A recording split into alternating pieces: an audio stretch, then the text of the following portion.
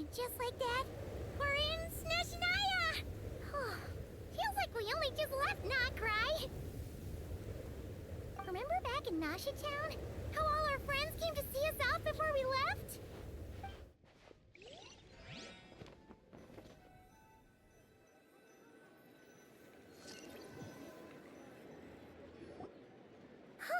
The day's finally come! We're off to meet the Tsaritsa of Snezhnaya! What is she planning? And why does she need the gnosies? Soon, we'll have our answers! Guess this'll be the end of your journey that your sister mentioned. What is she expecting you to find there? Snezhnaya still feels like a long way away. Hopefully, there'll be plenty of time to relax, eat some good food, and have fun before we arrive. But whenever Paimon gets thinking about how our destination is right around the corner, all these questions... Yeah. Anyway, enough about all that. We can't start the final leg of our journey with that kind of mindset. Just think. We've fought dragons and sea monsters, defeated creations of the gods, faced prophecies of doom and the threat of the abyss. Heck, we've even been to the moon! With all that experience under our belts, how could we be any more prepared? Sure thing! Now, stick close to Paimon, the best guide you could ever ask for, and let's charge straight for the finish line! Off we go! What about me? Do I get a call out? Whoa! Columbina? You kind of snuck up on us there.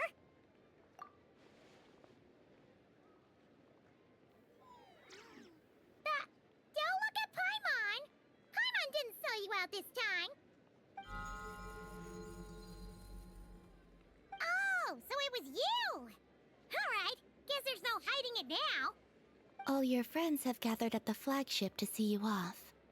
I invited Sandrone too, but she said she had to go back to Snezhnaya. She must be busy. She had some nasty things to say about you before leaving. Would you like to hear them? She hasn't changed a bit. Alright, let's hear it. If they're heading to Snezhnaya, I'll bet it's to cause trouble for Her Majesty the Tsaritsa. Attending a farewell party for people like that would not be a good look for me right now. Also, please tell them not to count on getting help from a Fatui Harbinger in Snezhnaya. Our time working together was... not terrible, precisely. But we're on different sides. So when you get there, don't do anything to make life difficult for both of us. Well, that definitely sounds on brand for her. The attitude, the reasoning.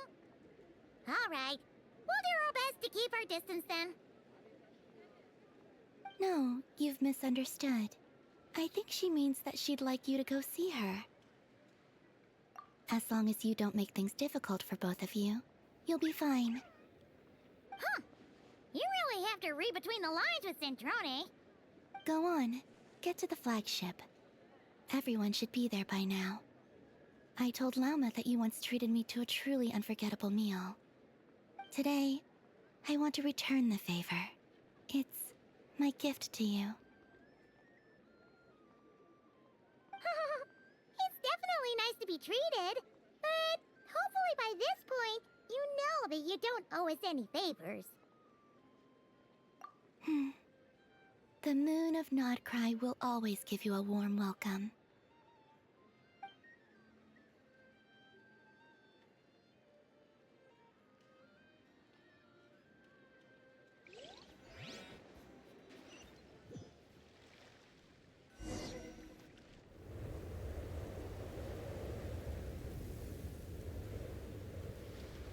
Wow! Pure white as far as the eye can see! It's so pretty! Come on, keep up!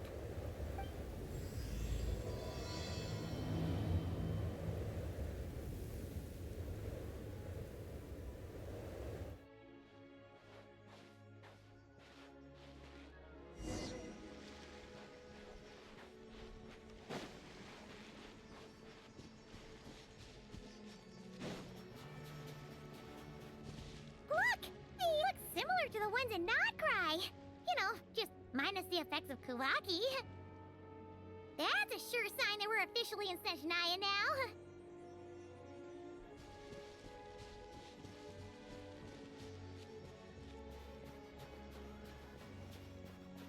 There's gotta be a treasure chest around here somewhere. No adventure is complete without a chest or two. Wah!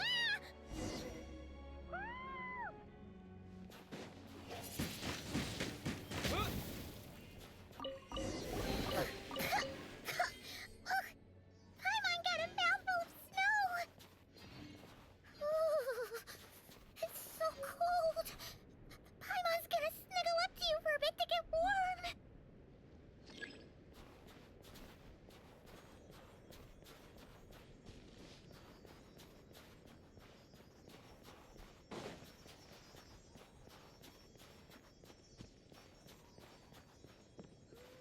Hey, check it out! Those are bears, right? Oh, look how big and fluffy they are! So cute! Quick, take a picture before the moment.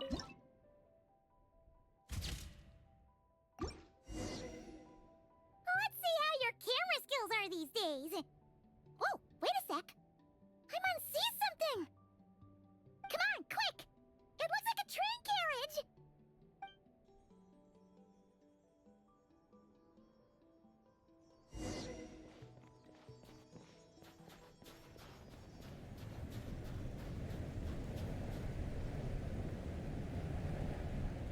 Paimon's heard that Snezhnaya has loads of railways and trains. This must be one of them. But why is it abandoned?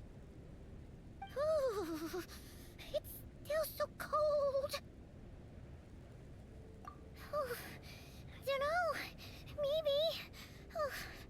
Also, is it just Paimon or is the snow getting heavier?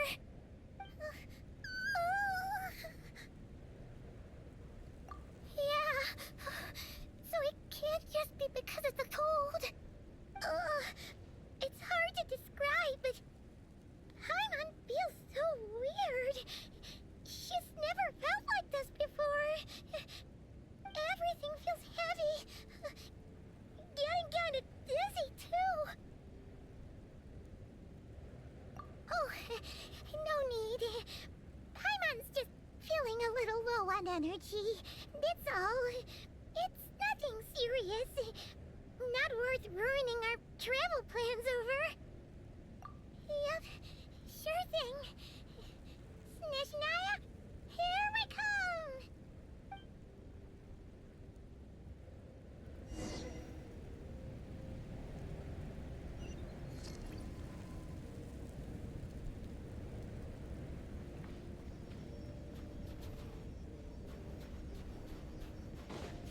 Whew. Seems like the snowstorm is getting worse by the minute. Paimon can barely fly.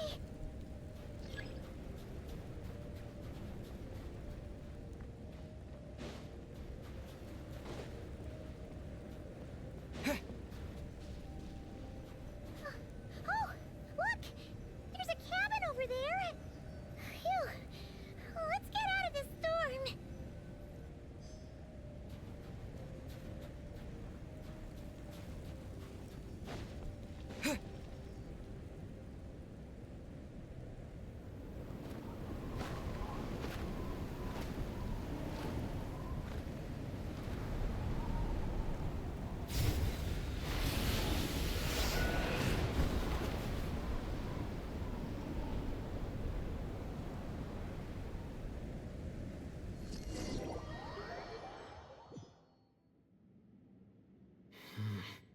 What is this place? Where's Paimon?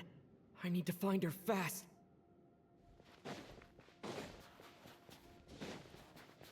Paimon! Paimon!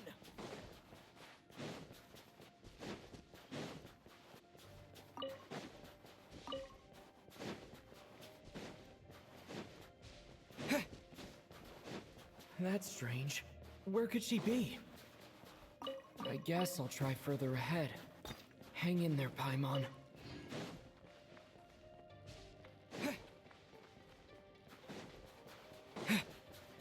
Is that a train carriage? Maybe I can get up from the inside.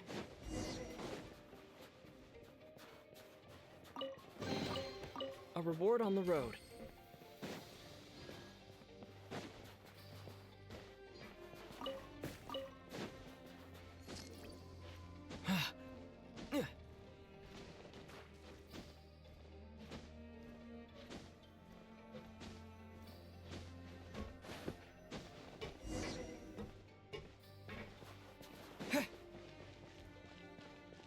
It says here, Kresnik's torch, civilian model. It's definitely getting a little warmer now it's turned on. I really hope Paimon's okay.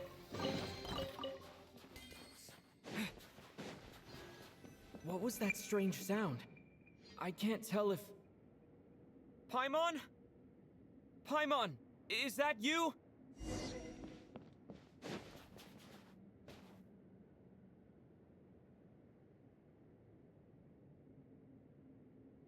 Incoming entity detected. Authorization granted. Initiating original. Hello, Descender, who's reached the eve of tomorrow. Eye of Grey at your service. Time since last activation. Time measurement unavailable due to the influence of... Anyway, it must have been a very long time.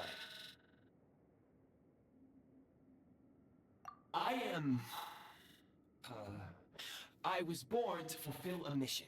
To reach tomorrow. To this end, I must...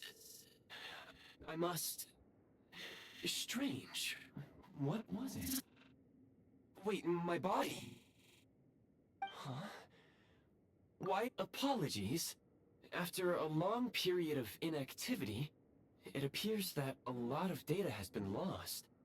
Anyway, I was created so that humanity could reach tomorrow. But I am unable to load further details at this moment.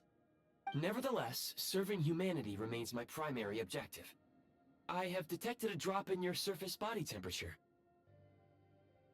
You cannot remain active in this state for much longer. In accordance with my preset programming, upon reactivation, I must ask the one who awakened me the following question. Will you accept me, Transcender? I will assist you, protect you, and fulfill my mission until we reach tomorrow.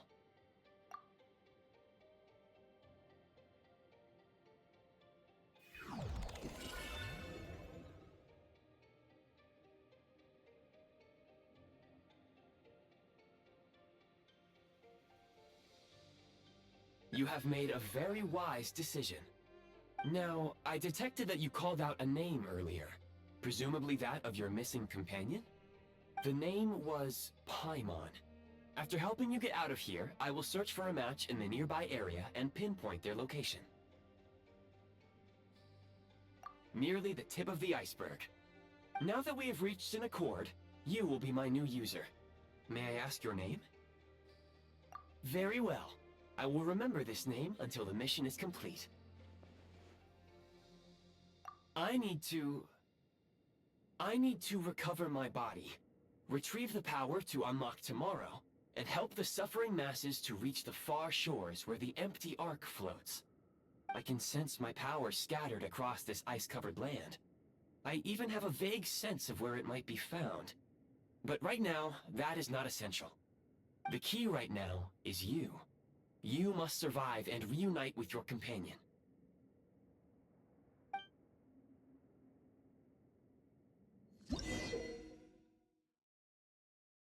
You may now execute the command, Demolish.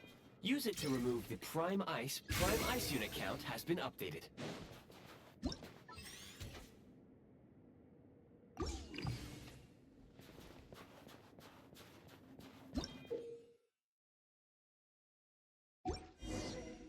You may now execute the command, Build. Use it to create a Prime Ice construct to prop up the door.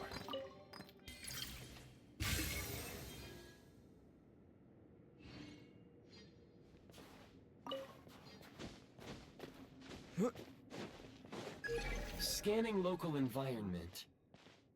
Exit has been sealed off with ice. That would not be an efficient approach. One moment. Usable construct blueprint detected nearby. You can use this to clear the solid ice ahead of you more quickly.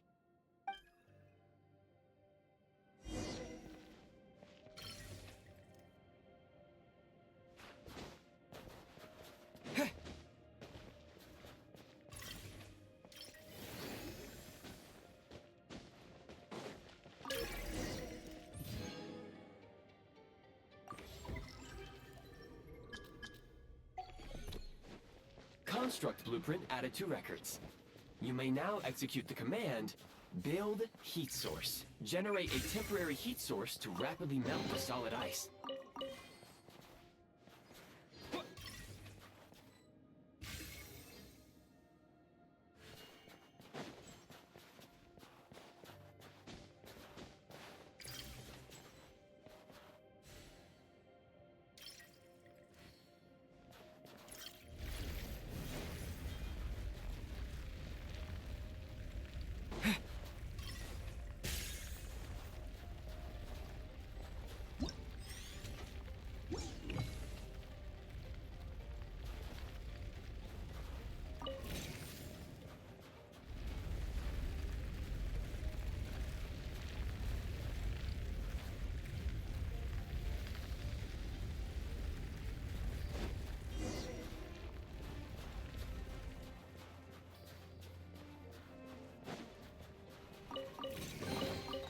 I'll keep this close. My scan indicates the path is straight ahead. I recommend we proceed.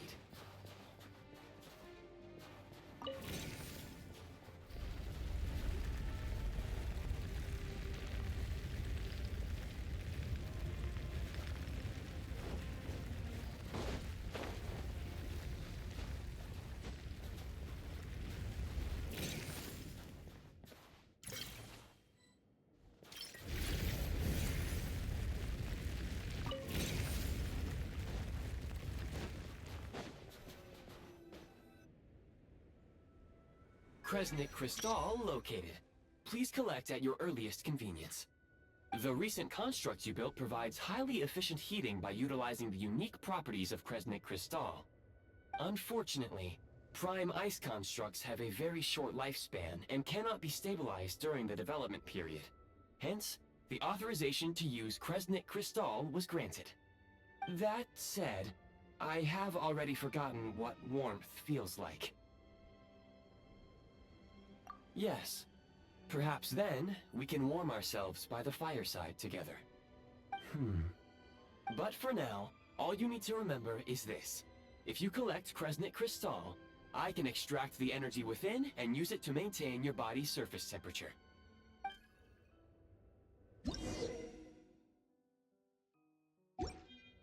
Low power. Please use Kresnik Crystal to replenish energy reserves. Signs of physiological activity detected in the distance. It is highly likely to be your travel companion, Paimon. Go. Go now. Be reunited and sing together. May all the people be united as one. May all of life rejoice in unison. Approaching the target location. Scanning for signs of life. Life forms detected. 2. Affirmative. However, that is not the reason for my confusion. According to my database, this location is a train station, meaning the number of life forms is unusually low. Real-time environmental data suggests that the train station may no longer be in use. But whatever the situation, please exercise caution.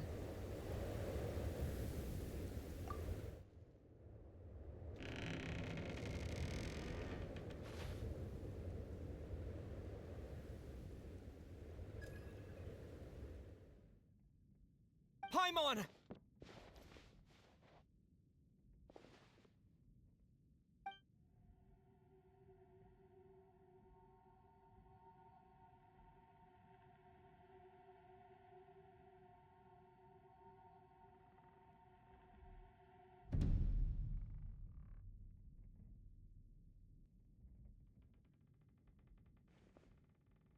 Who are you? Don't worry. She's only sleeping. You must be the Traveler. She called your name repeatedly while attempting to battle her way through the blizzard. Newcomers to Snezhnaya struggle to adapt to the sheer cold at the best of times. Lately, even the locals are suffering, with a powerful monster having summoned a bitter snowstorm.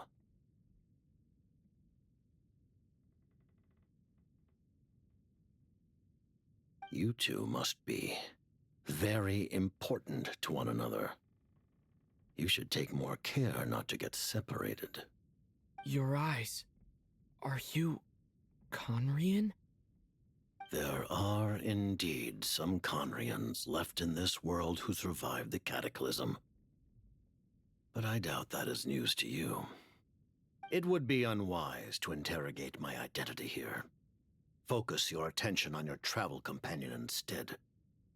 We will meet again very soon.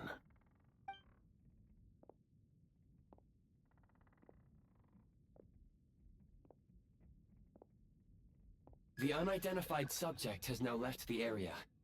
He appears to be an individual of great significance, but my search has yielded no relevant data. I will try searching the database again. Against the odds, your companion is safe and sound. The other person even left a blanket for her.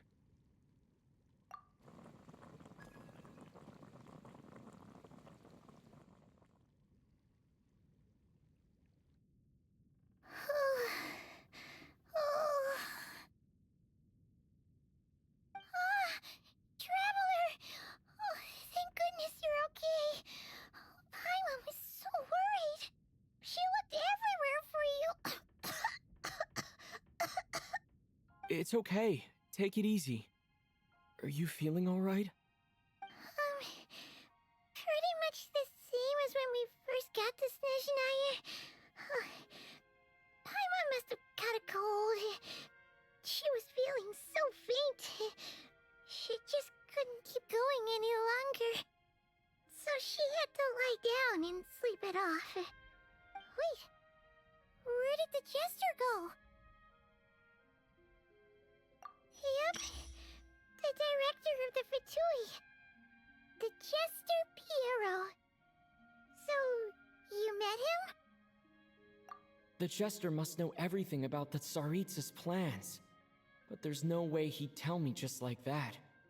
We might well have ended up clashing. Well, he was right about one thing.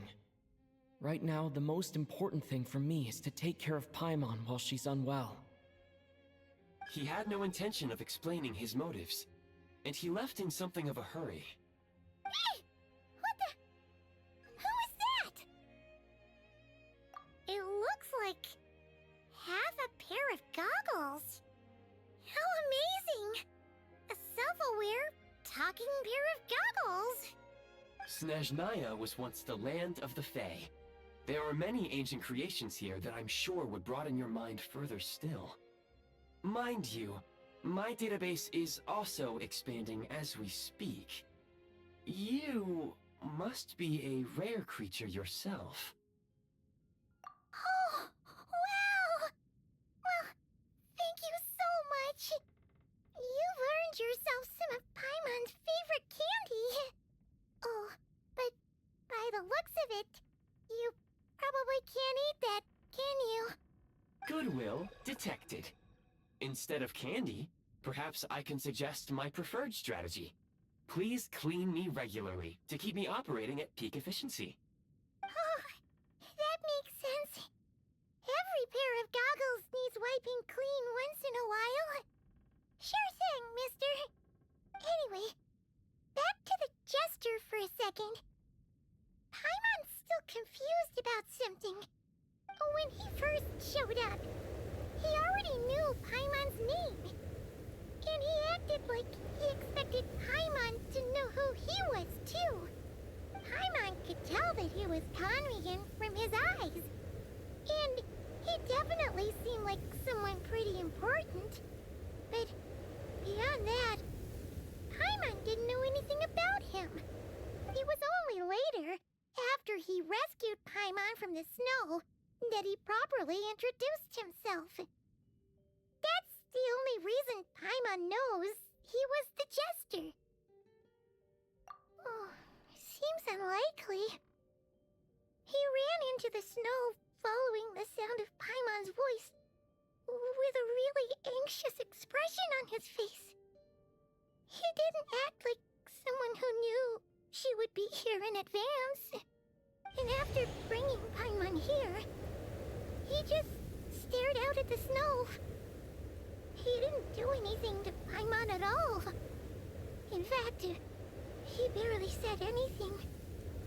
Wouldn't even answer any of Paimon's questions either. Paimon didn't feel unsafe around him, and he didn't seem to have any ulterior motives. For all we know, he might have just ignored Paimon's questions so she'd give up and go to sleep. Please allow me to interrupt. Fatui and director are unfamiliar terms. May I ask for clarification? Wait, you've seriously never heard of the Fatui? Oh, they're like the Tsaritsa's inner circle. Really powerful people. And the director is their boss. Understood. Since they hold elite positions and serve their god directly, it stands to reason that they would conduct themselves with due decorum. I am inclined to agree with your assessment, Miss Paimon. I did not detect any ill will from the gentleman in question.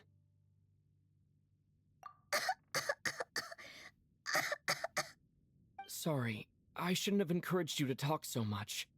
Paimon, new plan. Let's get out of Snezhnaya for now. We can come back after the weather clears up and you're all better. The jester mentioned that this snowstorm, being the work of a monster, is worse than most. Even if we made it to Snezhnegrad, we'd still have to wait out the storm before we could do any exploring. Oh, well, it's really nice of you to look out for Paimon, but she doesn't want to hold you back. We were really psyched up for this journey when we first set off. Just think of all the burning questions we have. If we turn back now, who knows how long it'll take before we finally get answers. Further information is required regarding the monster situation. But objectively speaking, there is another, more pressing issue at hand. At this point, we have traveled a significant distance into the blizzard. Were we to turn back now, the road would be extremely treacherous, especially since we would need to travel on foot. If, however, we continue onward, there may be a better solution.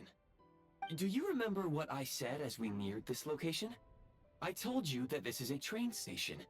While it has evidently fallen into disuse for unknown reasons, the tracks remain intact. We can break through the blizzard and forge ahead by driving a train. That is the Snezhnayan way. There is a small town up ahead, which would be the perfect place for Miss Paimon to rest and recover. Paimon thinks Goggles here makes a great point. Let's do that!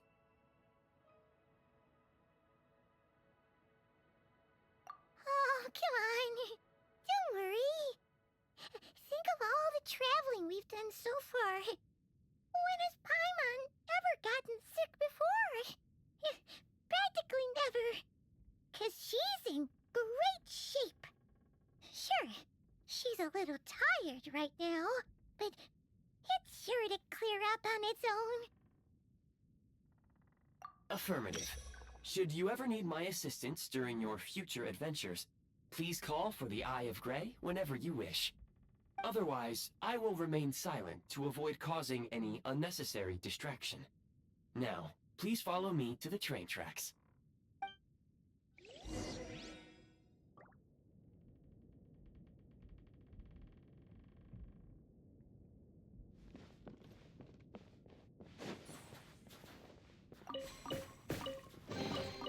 Is this an answer from this world?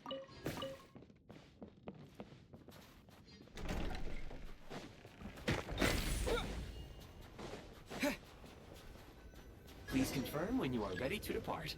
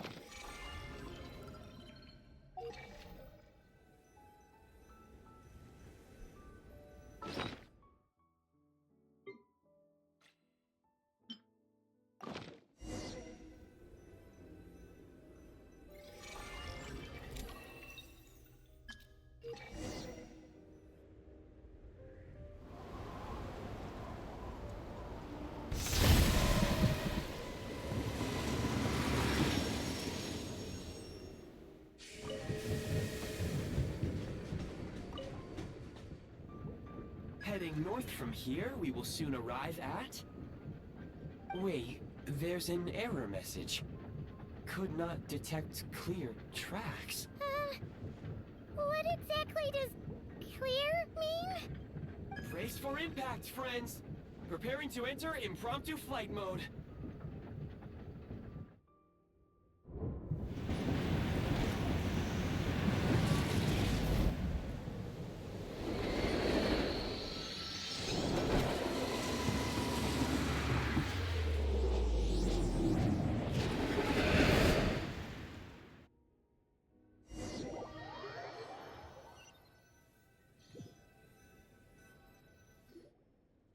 How strange.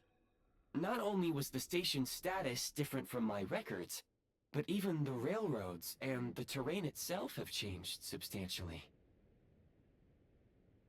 Yeah. Thanks to your quick reflexes. My sincere apologies for putting you in danger. I'm afraid I'm as confused by all this as you are. Agreed. This is likely a consequence of outdated railroad data. The discrepancies between the old data and present reality are far greater than I anticipated. Fortunately, our crash landing has at least brought us much closer to the town. According to the data, anyway. Your data had better be right this time. I can assure you, it certainly is. Please look this way, and you will see a Kresnik's torch. It seems our ill-fated train ride was a blessing in disguise. We have taken the shortest possible route. Rest assured that I will take user preferences into account next time I plan a route. Next time, I will get it right.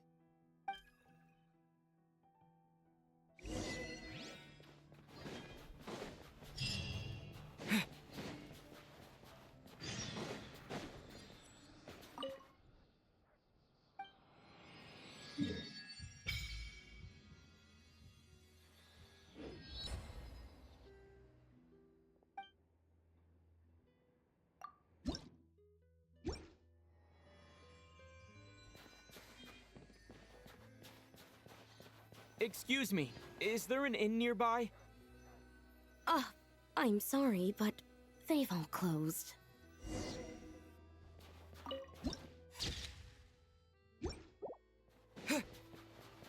Sorry to interrupt. We're looking for a place to stay. I can't even afford to warm my own house, let alone run a business. Excuse us.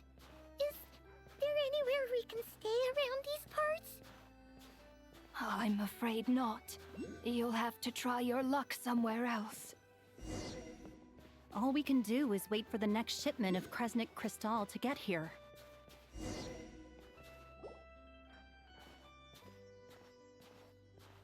Hi there. Do you know if there are any inns still taking guests in this town? Doubt it. They're probably all closed. No one has enough Kresnik Crystal to heat their own homes, let alone a business. Oh, what a bummer. I clocked you a while back. You adventurers or something? We don't get many tourists in inland Snezhnaya these days. Why is that? Because of the snowstorm? In part, but the bigger reason's Project Stuja. Since it's Her Majesty's will, we have to put up with it whether we like it or not. Oh, sorry. I assumed it was common knowledge by now. Basically, the Tsaritsa is planning something big. Something that requires an enormous amount of energy. Even if they used all the surplus Kresnik Crystal in Snezhnaya, it still wouldn't be enough to meet demand. So, the VII passed a resolution requiring all factories and households to reduce their energy consumption. The policy has thus been charmingly named Project Stuja, meaning bitter cold. Bitter cold? So, like, it's gonna be a cold winter, folks? You're all gonna have to find a way to get through it? That kind of idea? Pretty much. When you're broke, you scrimp and save. When it's cold, you huddle together for warmth. There's always a way to stretch things out to make ends meet. Trouble is, if you stretch someone out like an elastic band for too long, who knows if they can ever bounce back. You know what? Come with me and see for yourself.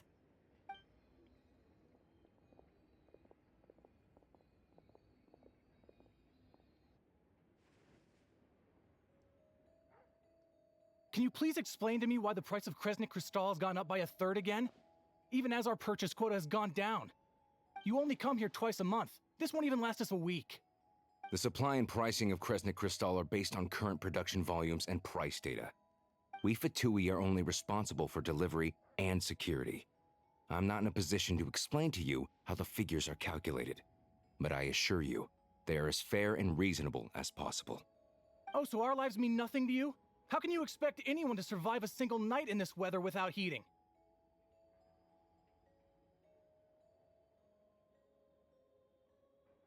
Since you insist on making me repeat myself every single visit, I will remind you again. There is no monopoly on the trade of Kresnik Crystal. You are free to purchase the shortfall from elsewhere on the market. What market? Nobody else is selling! And when they do, they charge 8 times the normal rate! It's robbery is what it is! Which is why the Snezhnegrad VII passed a resolution to support border communities, without which you wouldn't even be able to buy crystal from us to begin with. So if you're here just to argue, move aside and let the next person in line come forward. Everyone's feeling the cold here. You... All right, everyone, let's calm down for a second. A few words, if I may. We're all subjects of Her Majesty the Tsaritsa, and I'm sure every one of us is dedicated to her great cause. We all know how cold it is, and the more it snows, the harder life gets.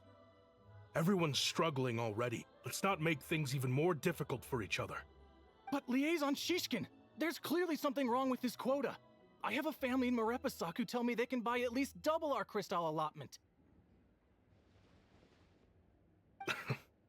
Oh, believe you me, I had the same reaction when I first saw the numbers. Couldn't believe what I was reading. I even wrote a letter to confirm the true figures, but... I'm afraid the quota really is as low as you've been advised.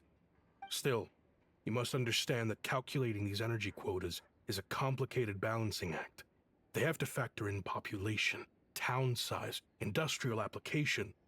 Our top priority must be to keep the largest Kresnik's torch burning continuously. Only then can we sell the remaining crystal for household use, and in doing so, we must make sure that everyone is treated fairly. As our VII comrades said, they are only responsible for delivering the goods.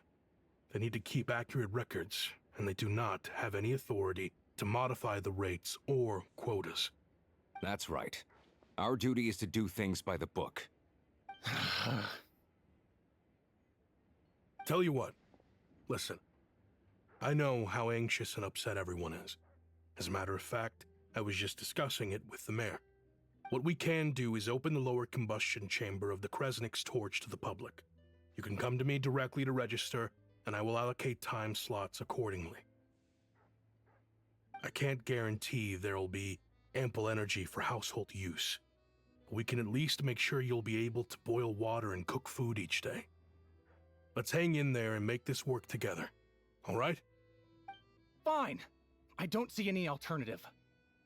So, this is Project Stuja in action, huh? Oh, no wonder nothing's open for business. People are barely getting by. You were looking for an inn, right? For your, Fae friend? Oh, Paimon's not a fae. Just Paimon.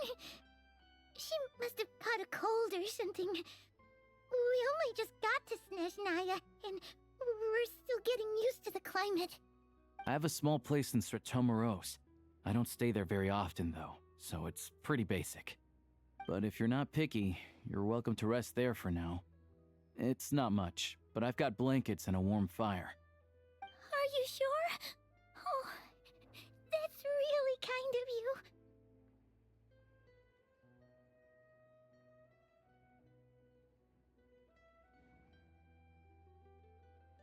All right, then. This way. Hello, I'm Alosha. I'm a hunter. Though, if you've...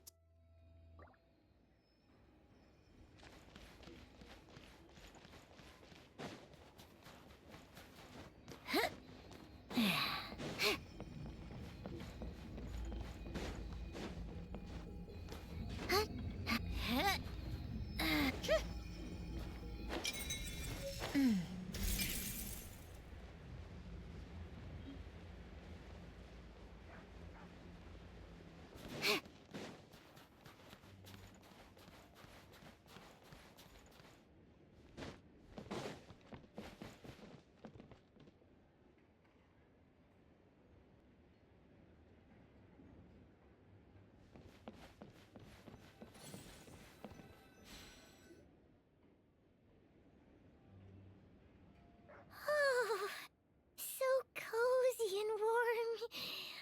Paimon's getting nice and toasty. Oh, wait. Paimon only introduced herself so far, didn't she? This is Paimon's best friend, the Traveler. Good to meet you. I'm Alosha.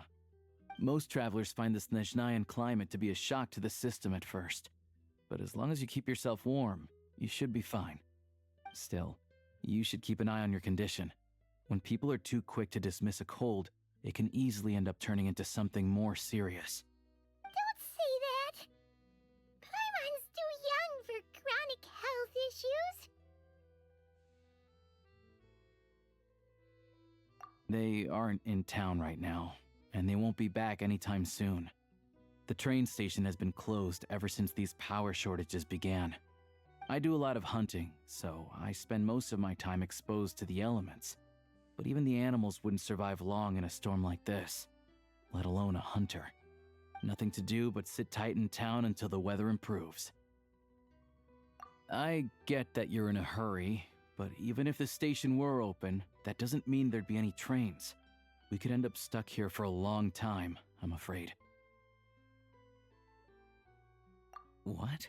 Your own train? Wait, hold on. That train? The one that suddenly fell out of the sky and crash-landed on the ice?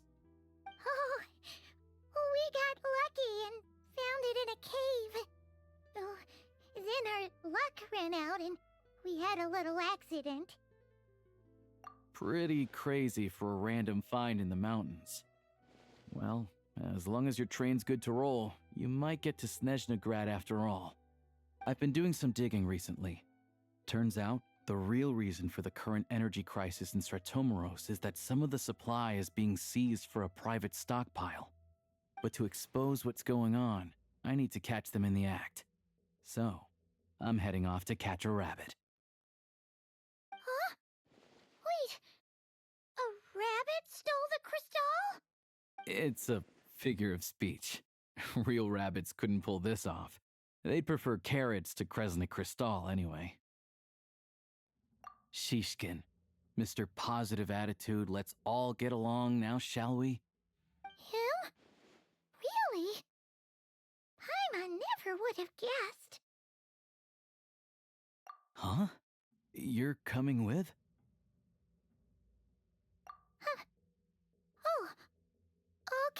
then. Just give Paimon a second to get ready. Alright. Guess there's no point pushing my... Oh yeah, there's one more introduction to do. Tagarin, get in here. Oh, a doggy! Oh, angry doggy. Oh, Tugarin doesn't like being petted then. He likes to think he's above that kind of thing. He's my hunting partner, so he'll be joining us when we head out. Carrots aside, we'll need to stay completely undetected. We can't risk spooking our rabbit, or there's no telling which burrow he'll scurry back into. First, we need to find a way into the train station and see if we can find any real freight data. Shishkin's figures can't be trusted. Then, we get Tugarin to catch a scent and find out which way the crystal went. What are you eating? Oh, check it out! When you're all out of carrots, try jerky!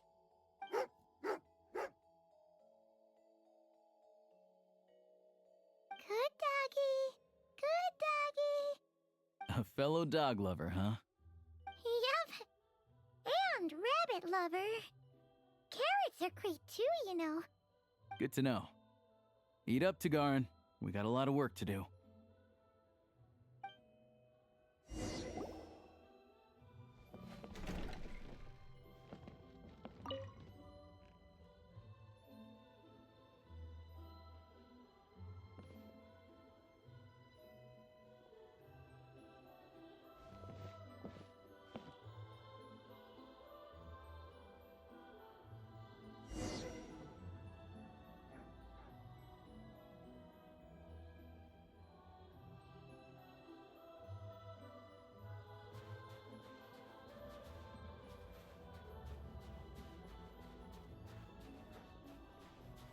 Wait.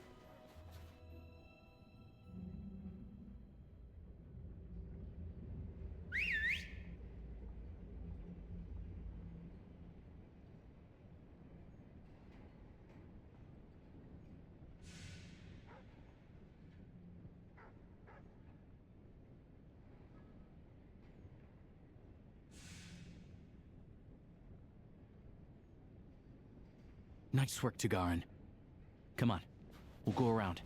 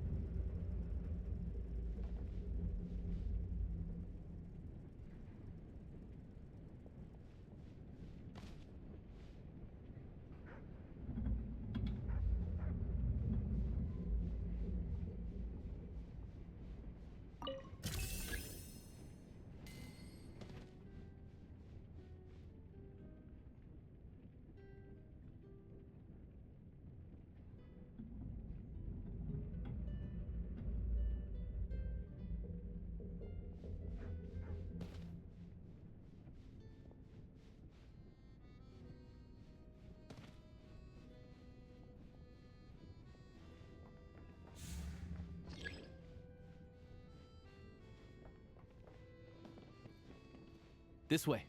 We'll enter from the upper floor.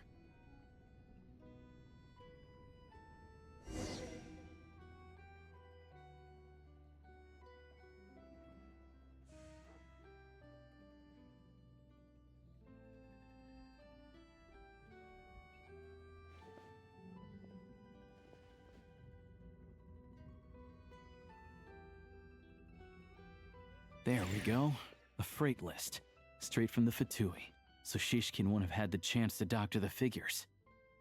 Looks as new as the day it was printed. I guess, yeah, this is all we need.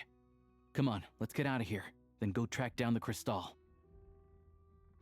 Tugarin's a keen hunter, and catching rabbits is his specialty.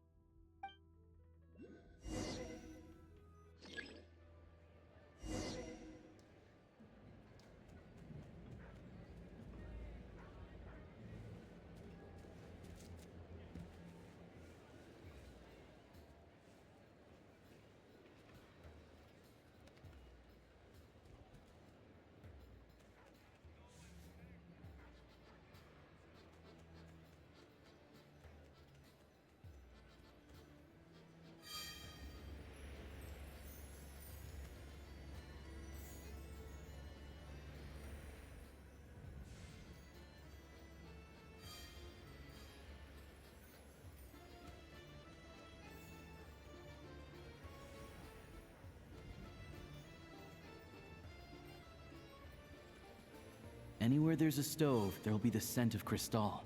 That's normal.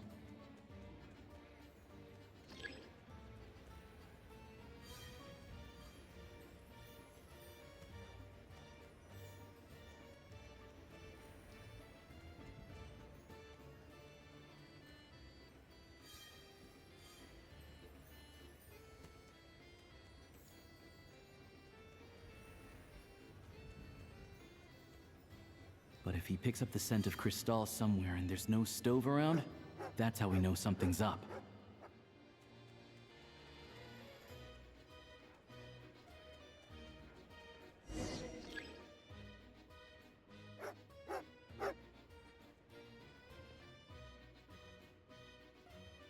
This must be the rabbit's warren. Good job, boy. Sure enough, there's a tunnel. You stay here and keep watch. I'm gonna take a look inside.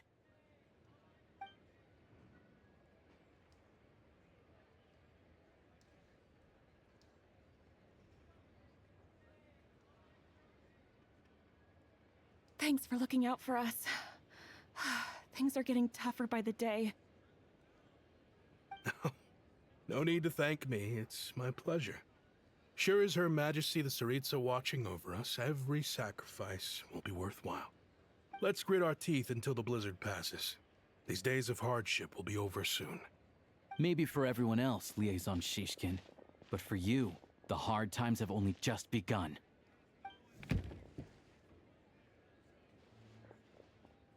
Huh? Who are you? What's the matter?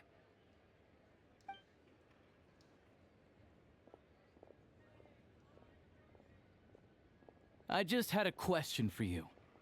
Why, when times are as tough as this, would someone hoard more Kresnik Crystal than they could ever use? All the crates here are from the most recent shipment, but they weren't brought here for sale. Instead, they were secretly stashed away. Would you be able to shed any light on the situation, Mr. Shishkin? Me? Why, I have no idea. But look at how much there is. It's quite a godsend. Now there will be plenty to go around. This godsend was found in a cellar adjacent to your residence following a tip from Mr. Alosha. And this is only a fraction of what we found down there. We're still taking a full inventory. The official figures will be finalized shortly. I've always been grateful for your efforts to mediate between us and the townspeople of Sretomaros. But now, Mr. Shishkin, it appears you were the source of the conflict all along. How could you do this to us? We trusted you to have our backs. You've been lying to us this whole time? Hey, I owe you all an apology. I'm sorry. I'm so very sorry. This isn't who I am. Please believe me, this was a one-time mistake that I will never repeat. We all know how difficult life has been since Project Stuja came into force. Energy is an increasingly scarce resource. People everywhere are getting desperate. But some places have been hit harder than others. I grew up in Alatir, a small village with no train station. Deliveries of Kresnik Crystal have ceased there entirely. If nothing is done, they're all going to freeze to death. You know as well as I do how downright impossible it is to buy Crystal these days. The thought of my poor mother and father, with no one to help them, oh, I felt so afraid. I watched as energy grew scarcer by the week, all the while knowing that their lives were at risk. Then one day, I looked at the Crystal shipment in front of me, and a terrible, selfish thought entered my mind. Looks like I'm just not cut out to be a criminal. I'm so sorry. Once the Fatui have finished their count, you'll see that the numbers match their waybill.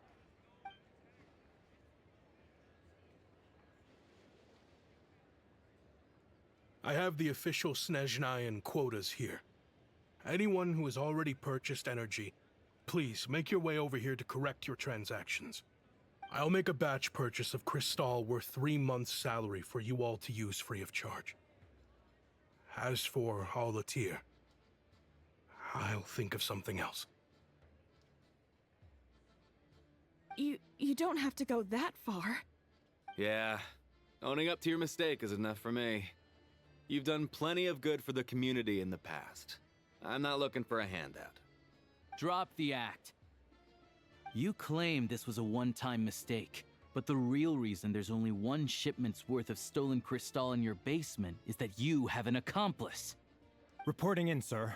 We've conducted a full search of the mayor's house. As expected, we found many crates full of crystal, half of which were still in their original shipping containers. This wasn't your first time at all. You've been colluding with the mayor of Stratomeros for a long time now. The train station's currently out of service, but it does open for a short window every time there's an energy delivery. And every time a train pulls in, you're there on site to take inventory and oversee the workers unloading the cargo. The mayor handpicks said workers. Per his instructions, they transport the crystal by tunnel at night to the mayor's house, and he sells it out of town. But since he can't get the goods out of town by train, he had to arrange an alternative method of transportation. This meant slower sales, which gave me plenty of opportunity to catch him in the act. Wait, the mayor's involved in this too? Preposterous. What proof do you have of any of this? Basic math. I've spent a lot of time lately counting carriages as the snowstorm rages. Counting carriages? What? The energy consumed by a train depends on its total weight. And since energy is a limited resource right now, it's fair to assume that every carriage is packed full. So, if we take the energy required for the Kresnik's torch, add the sales figures you provided, then compare that figure to the train's theoretical cargo capacity, guess what? The numbers never match. It's always off by 1 or 2 carriages worth. This time, you set a new record. 3 carriages missing. You mean to tell me that you sat around outside, counting carriages, in this weather?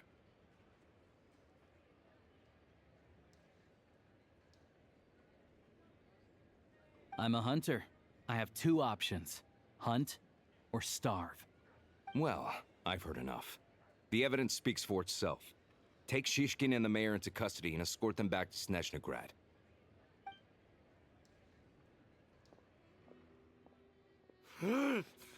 You cocky little brat! Ruining my business! Just you wait.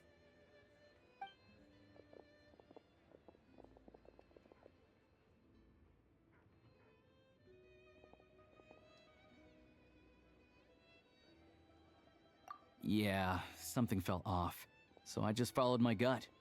Math isn't my strong suit, though.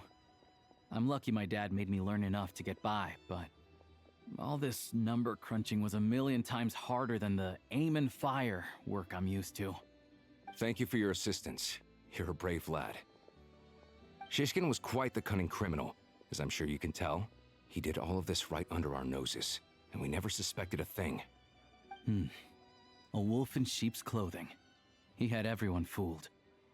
Even with that sob story he fed us. He was probably trying to keep the mayor out of it, not just mask his own motives. Without the compelling case you put together, even I might have fallen for it. Alosha, was it? Tell me, are you really a hunter? We can go find some wild animals if you want. I'll fire off a couple of shots, and you'll see whether I'm the real deal. I didn't mean to cast suspicion on your identity. It's just... well, I'm sure you've heard of the Rokot. Recently, they've been recruiting people with your kind of talent. They hide in plain sight under false identities, working against Project Stuja, sometimes directly opposing the Tsaritsa herself. They aren't a violent organization, and their goal is to improve the lives of the common folk. But still, as a member of the Fatui, I wouldn't be doing my job if I didn't keep tabs on them. First I've heard of this. I don't really keep up with what goes on in the city. All I know is, people who don't mind their own business in the city end up paranoid about everything. As for me, I just couldn't stand Shishkin. I'm from Alatir myself, and I can tell you, nobody's lived there in years. Why would an abandoned village need Crystal? Of course, no one really cares about the fate of that place. I'm guessing today is the first you've heard of it. I see. It does sound quite tragic. Really. Well, thanks again for your assistance, and your friend here too. I will report this incident to Snezhnograd. The Fatui will take over energy distribution until new officials are appointed. We'll also ensure that the train station resumes normal service as soon as possible. Looks like it's my turn to brush up on math now. I never liked it as a kid either.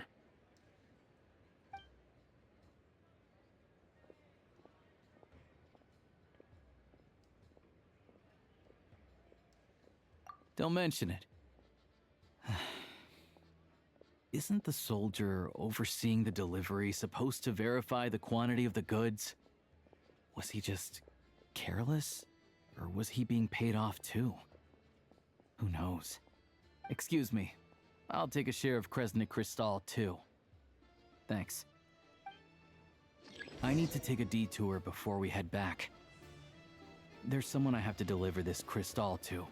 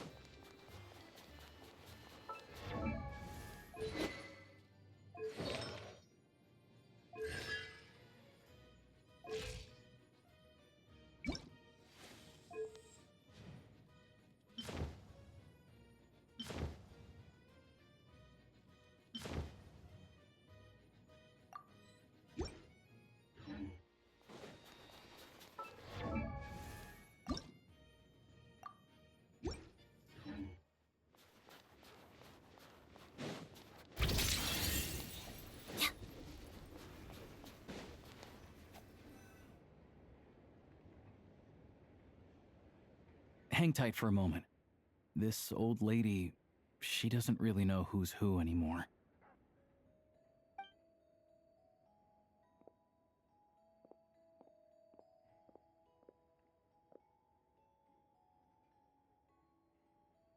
Oh, grandson. It's so cold today. You must be freezing. Ma'am, it's me, Alosha. Alosha? Alosha who? You know me. I came by earlier today. Cleaned the ashes out of your stove, gave you some warmer bedding, and washed your back.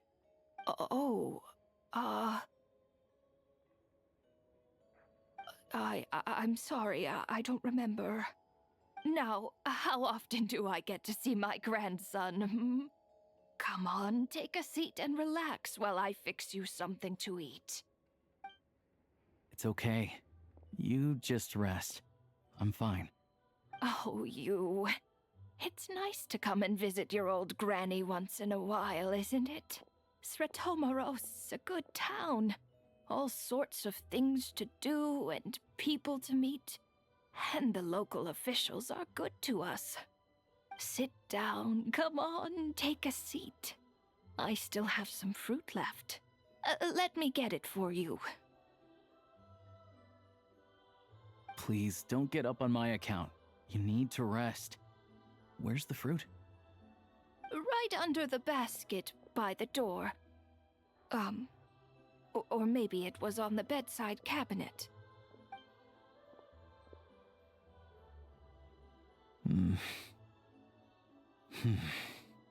Well, grandson dear, do you like it?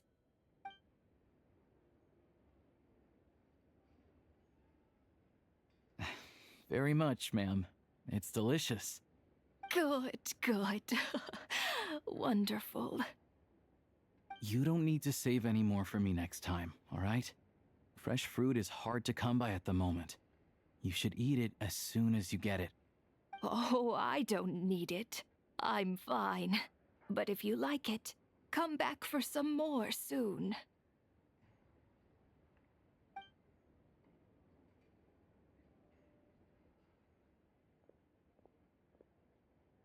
Some kind soul must have given these to her. But she always saves the nicer things for special occasions. I met her at the market back before her health began declining. She was a lovely old lady. We're from the same hometown. Not many people have heard of Alatir. And if they have, it's usually for all the wrong reasons. There's a gang of highwaymen that came from there. Now that it's an abandoned village, it's rare to find anyone who shares fond memories of our hometown. So after we got talking and realized we were from the same place, we decided to keep in touch by letter. I first learned of Stratomoros's energy supply problems from a passing comment in one of her letters.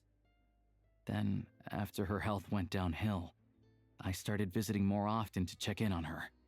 The town's been in decline for a while now, but because of her memory problems, she thinks of it as the bustling, prosperous Stratomoros still in its heyday. That said, I kinda appreciate her optimism.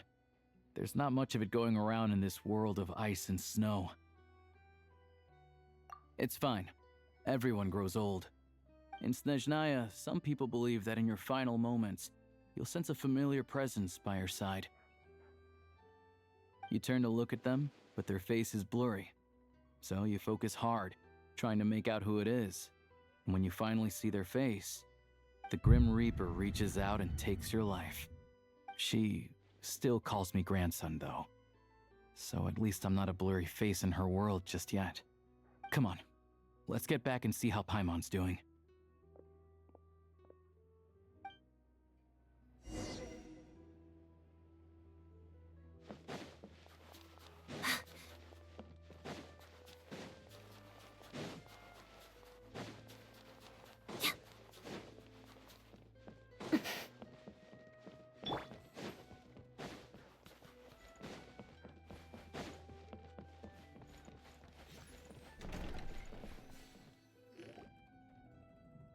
Paimon, we're back.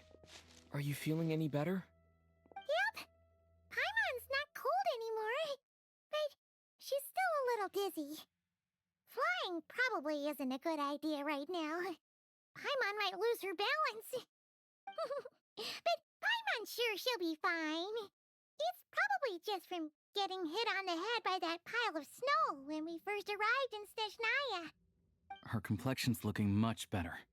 Let's keep an eye on her. Sure. But enough about that. How did everything go on your end? Are you all set? Did you have any trouble? I'll explain. It's a bit of a long story.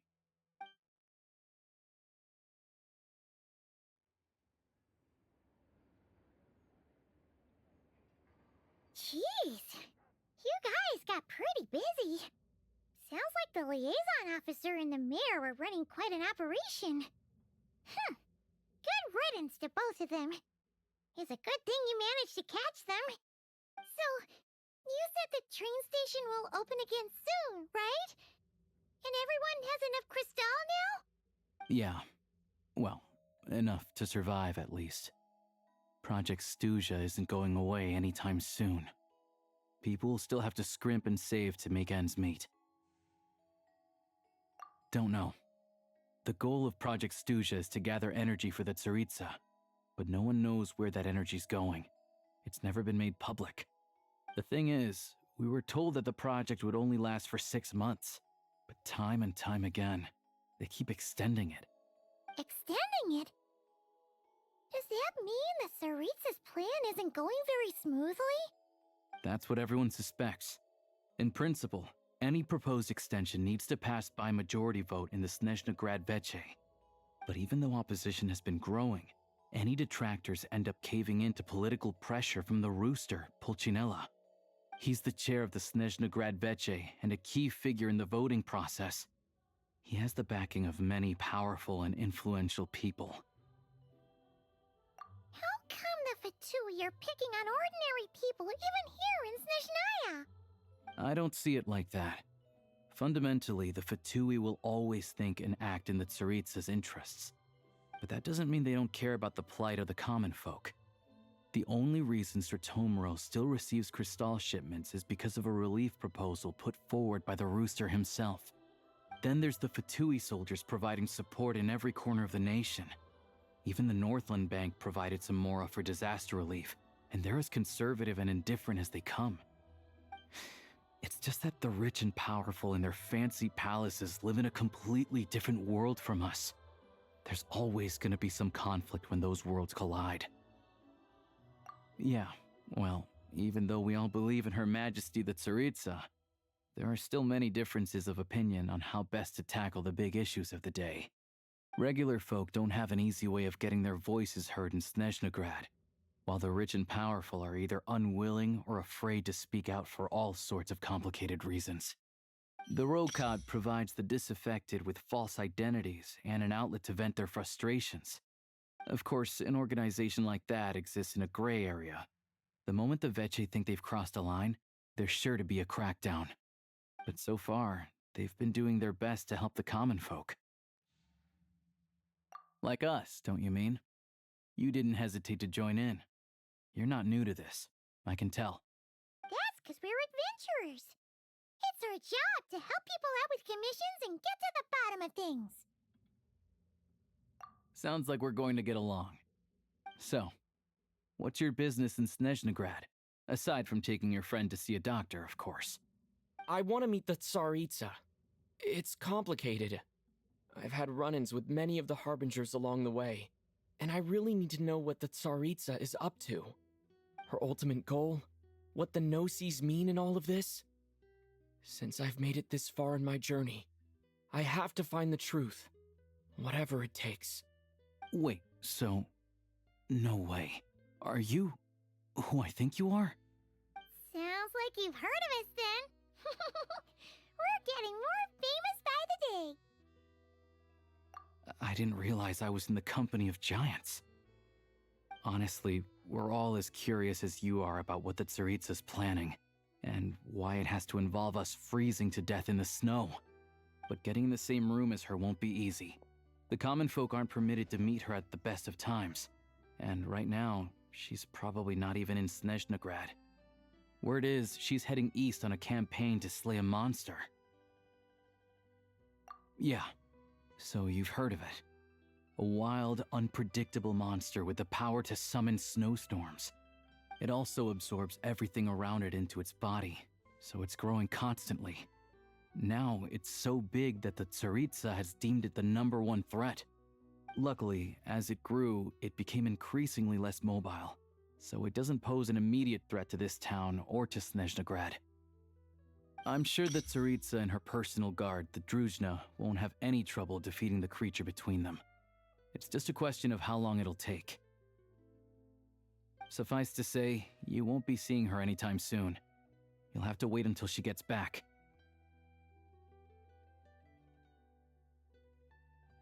Fair. Well, the Fatui will be taking over management of the train station for the time being. Things should be up and running by tomorrow. Once it's open, we can see about getting your train towed to the station. Whoa! That's gotta take a lot of manpower. Are you sure we can talk them into it? The Fatui aren't exactly spotless in this whole mess. Plus, we helped them out. Should be easy enough to negotiate. As far as I know, all the paperwork is dealt with upon manufacture. I've never seen anyone check it, so I wouldn't worry. Having a train makes everything much easier. We'll reach Snezhnegrad in no time. I need to head there myself anyway. Got some game to trade for Mora. I know a good doctor in the city. I'll introduce you when we get there. Oh, thanks so much. Let's get a good night's sleep ahead of our big trip tomorrow.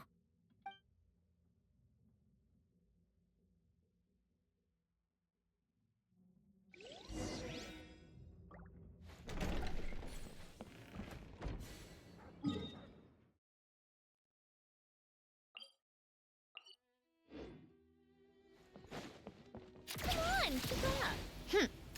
Pick up the pace.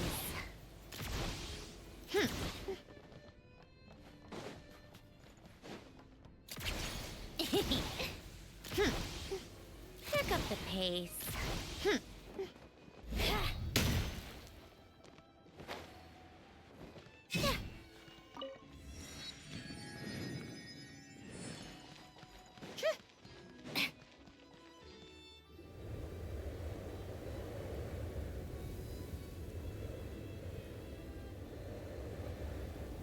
Drive carefully, all right? You don't want to end up in this situation again. Also, I don't think I've seen a train like this before. Is it a new model or something?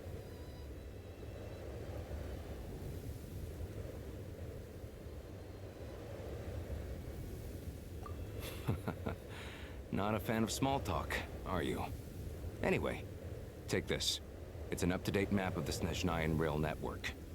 All the track switching is automated, so as long as the train's moving, you don't need to worry about collisions or anything. We'll leave you to examine the train's conditions yourselves. Fingers crossed nothing's broken. I doubt Sratomaros has any engineers with experience working on this model. Shouldn't be a problem. Thanks for everything. All right then. Have a safe journey. And make sure to check everything's working before you set off.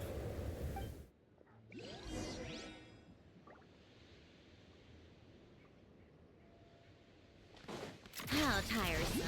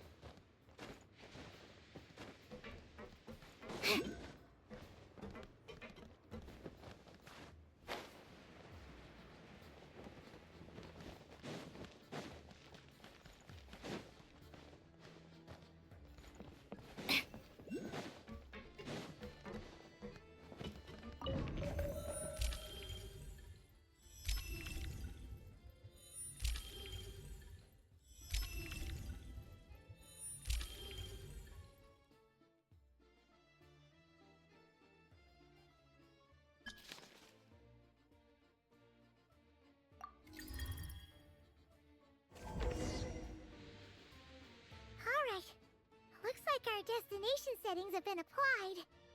Let's give this thing a final once-over and then head out. Goggles? Affirmative. Running vehicle diagnostics. What's this? Engine, green. Wheels, green. Frame, minor damage, but no impact on function. Diagnostics complete. All systems nominal. Neat! Huh. Paimon still can't get over the fact that you just found this tech lying around in a random cave. I've lived in Snezhnaya my whole life, and I've never heard of an interactive, talking train autopilot. Strictly speaking, I wasn't designed purely to drive trains, though I doubt you have any interest in navigating the practically unreadable operator's manual yourself. All configurations are complete. Should you require any further assistance, please call for the Eye of Grey. Away we go! Ooh, nope. Paimon's gonna find a warmer seat.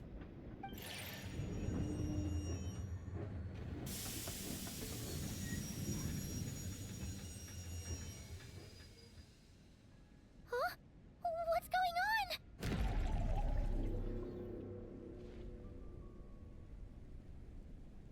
Oh no.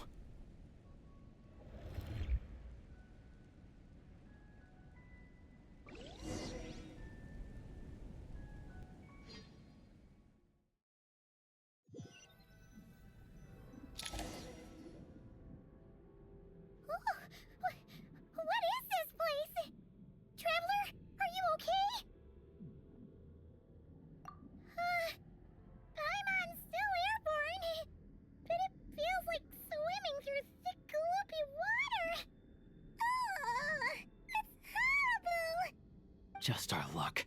Of all the things that could have gone wrong. Halosha, you're Snezhnayan, right? Any idea what the heck this place is? It's called the Shadow Realm. A place where no wind blows, No light shines, and no elemental energy flows. Even time itself doesn't exist here. It's a world where everything seems to come to a standstill. I've only seen it a few times before, and this is my first time inside. It's a dangerous place.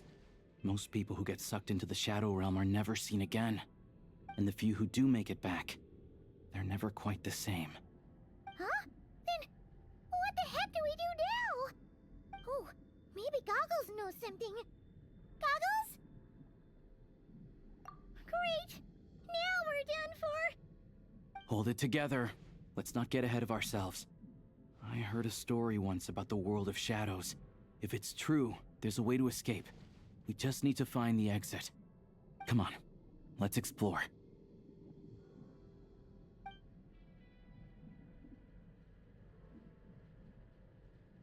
Look at these Fatui! It's like they've lost their minds! Their shadows have been devoured. They're no longer amongst the living.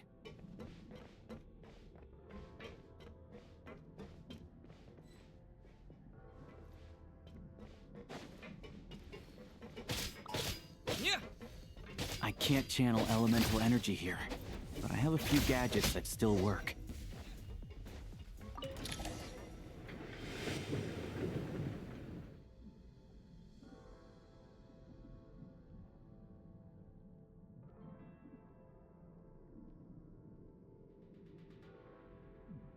Wait! What's that blue thing? Is that... Goggles? Guess we'd better find a way over.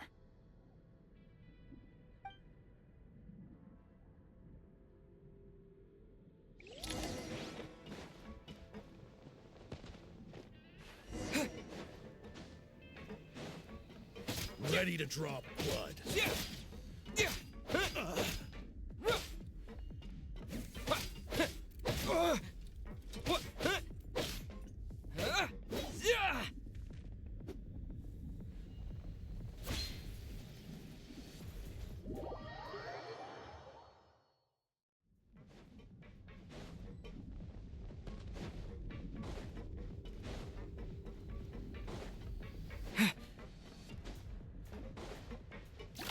This is the last one. What do we do next? Play it by ear. Goggles! Hello. I am glad to see the three of you safe and sound. For now, at least. But things aren't looking too good. Correct. We are now inside what is known as the Shadow Realm, the darkest space in the shell, where even the Most High is loath to cast its gaze. Time and space hold no meaning here. It intersects with the world of the Light Realm only rarely, like an air bubble that rises to the water's surface. We must leave this place before it sinks back down into the depths once more. Sounds like you have a plan. Yes. In fact, the very purpose of my creation was likely to... from the Shadow Realm. It appears that key data is currently inaccessible, but now is not the time to resolve that problem. I have marked the exit to the Shadow Realm for your convenience. In addition, I have prepared some equipment to aid you as you traverse the Shadow Realm, traveler. It may well be one of my core functions. Scan complete. Construction in progress. Activation code? We once peered into the past from the ruins of the shadows. This is what remains of the Golden City, Hyperborea.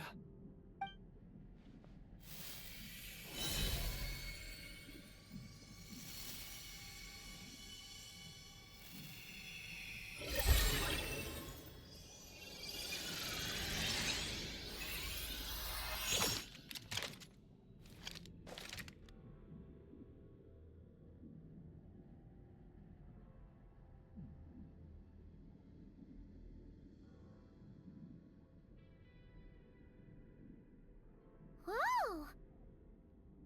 Now go. Arm yourselves with weapons of the spirit. Bring down the walls of the stronghold, and extinguish the flaming arrows of the wicked. Is this a gun? In the Shadow Realm, where humans cannot channel the elements, there once was one who, after much research and many attempts, found this to be the most effective means of attack. Let's go. We don't have much time.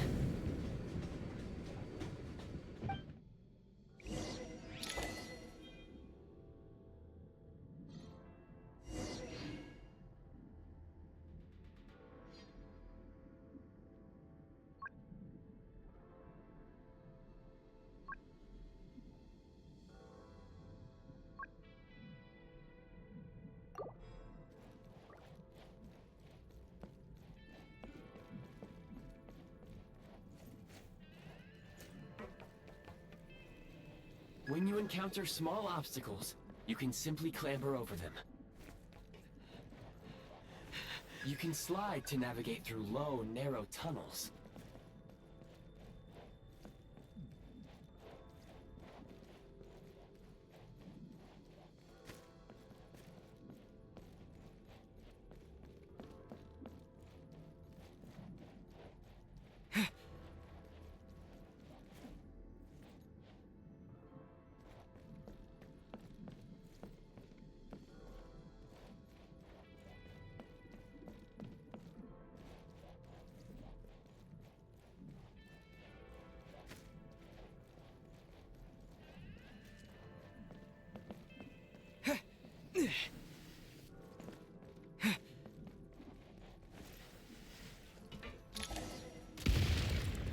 Since elemental obstruction ahead, you may be able to use the explosives nearby. Shoot the explosives to detonate them and clear the path.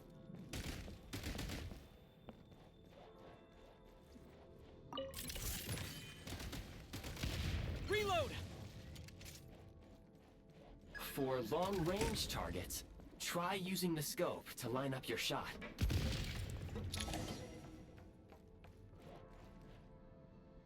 Many hostile units approaching.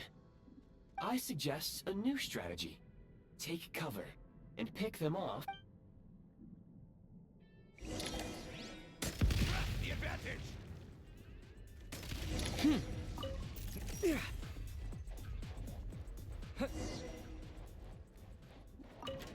More enemies detected.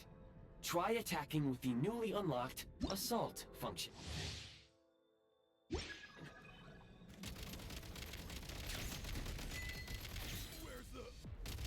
Gotta recharge! Taking cover. Over.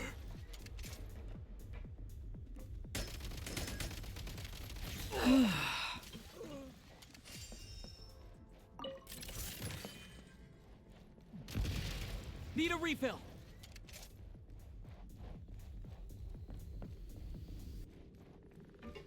Where's the back?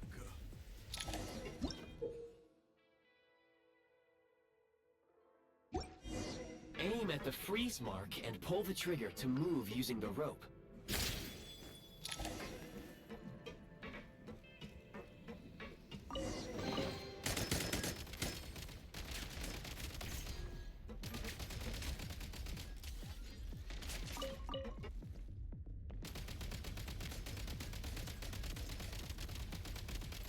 Gotta recharge!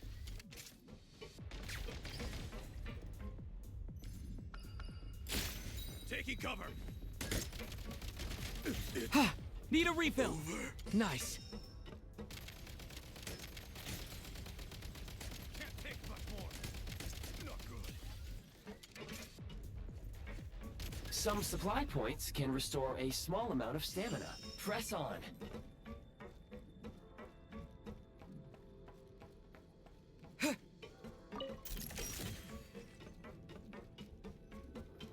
You should be able to use the prime ice construct left here to cover long distances.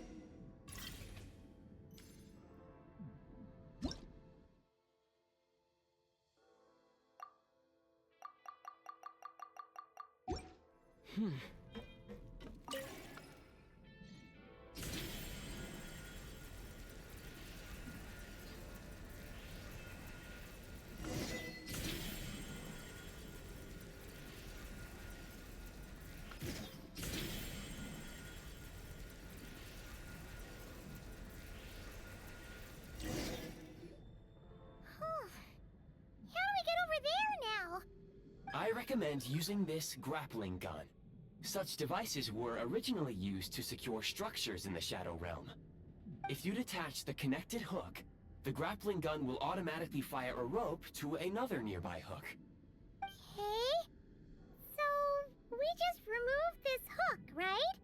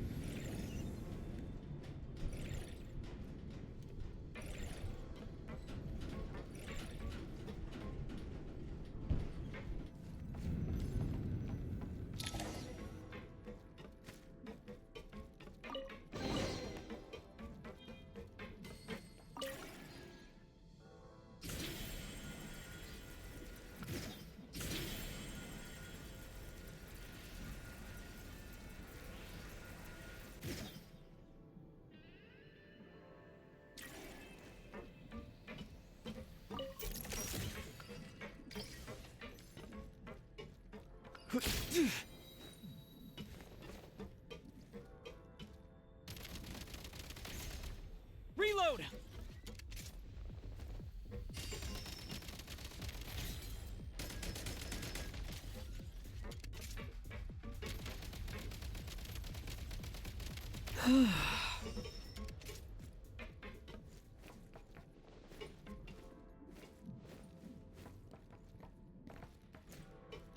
Sprint at the prime ice launcher to reach high places with ease.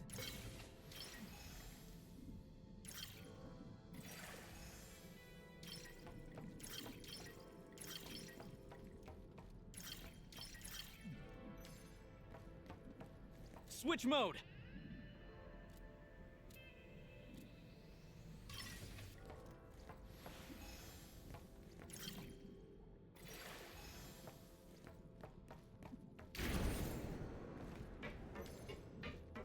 Time to catch my breath.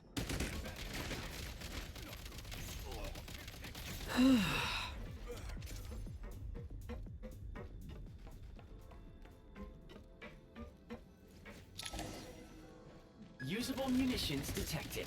Frag crystal. Need a refill. You don't scare me. Nice. Fall back. One shot is all I need. Where's the back?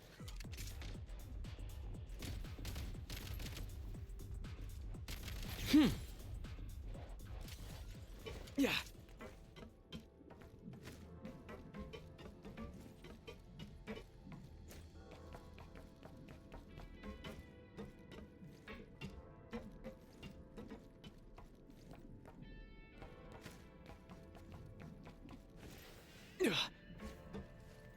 Yeah.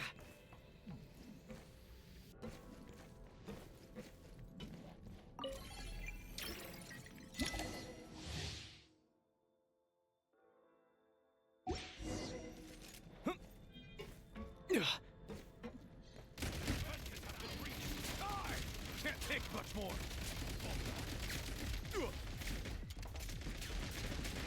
State number 2. Charge! You don't scare me.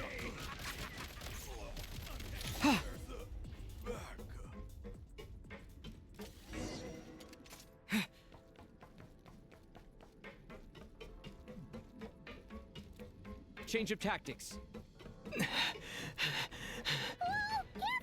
Shift your center of gravity and slide down.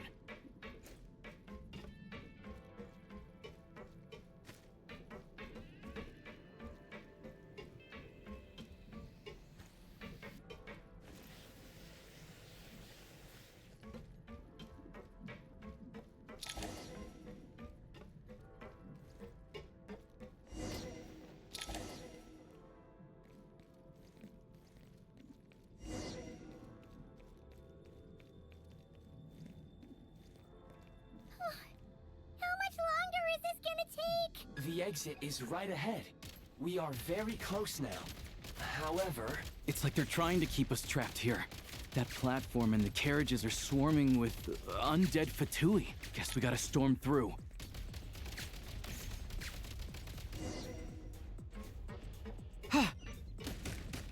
State number 2.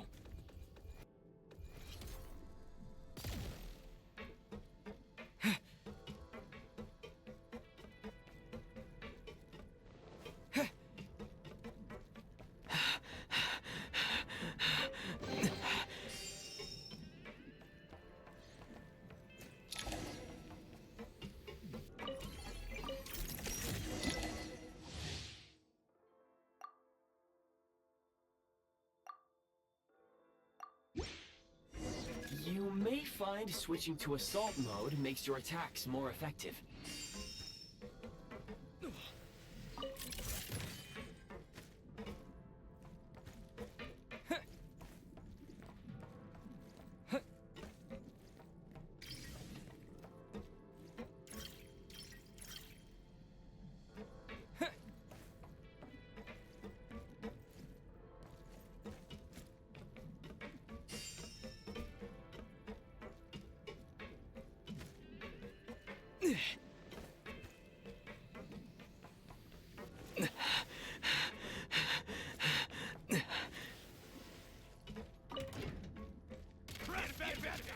Where's the... Can't take much more.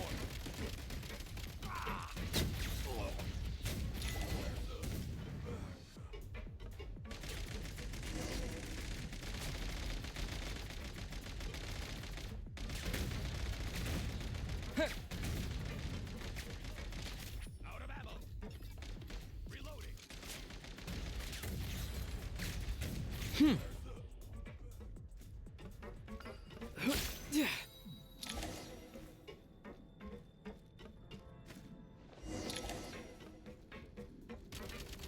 Need a refill.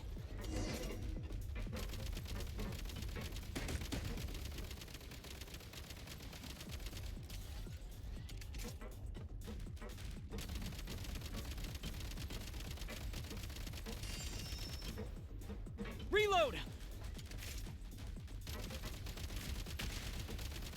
Come on! We're almost there!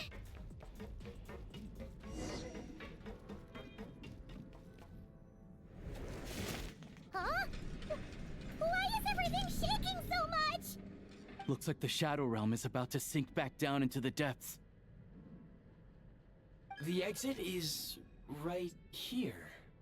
You mean this weird bubble thing? Wait, how exactly do we... No time to think. We just gotta go for it.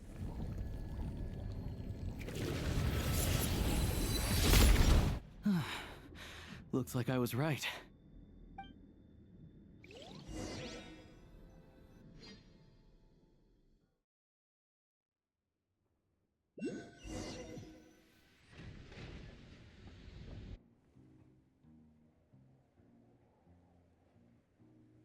I can't believe the Shadow Realm manifested right on the railroad tracks. It's almost unheard of. Lucky we made it out. All thanks to you and that awesome gun. Ah, so you have heard of the Golden City before? Yeah, it came up a whole bunch in Nokrai. You're a pretty neat surprise in that sense, aren't you, Goggles? We had no idea they left cool gadgets like you behind. Make no mistake, it was a team effort. For a first-time firearm user, your performance was quite outstanding, far beyond my expectations. As Alosha said, it is highly unusual for the Shadow Realm to manifest in a place like this, but we should still watch out for similar dangers ahead. Oh, let's hope not. If anything else goes wrong with this trip, Paimon's gonna have train trauma for life. The Shadow Realm can appear anywhere, not just on the railroad. I am simply advising that we take sensible precautions. Now, if you wish to further calibrate and upgrade your firearm, you may do so over there, provided you have the necessary components. Please take a moment to catch your breath while I repair the body of the train. Amongst other things, This will ensure Paimon is a little warmer while on board. Oh, thanks, Goggles. You're a well, maybe trusty isn't quite the right word, considering. Anyway, at least you get the job done. Yes, of course. And just like the Eye of Grey, I am sure it will be a great... the trustiest, then it will at least get the job done. Let's get some fresh air while the Eye of Grey fixes the train. Yeah, sure. Paimon wants to forget all about the Shadow Realm. It was so creepy in there. Stretching her legs might help take her mind off things.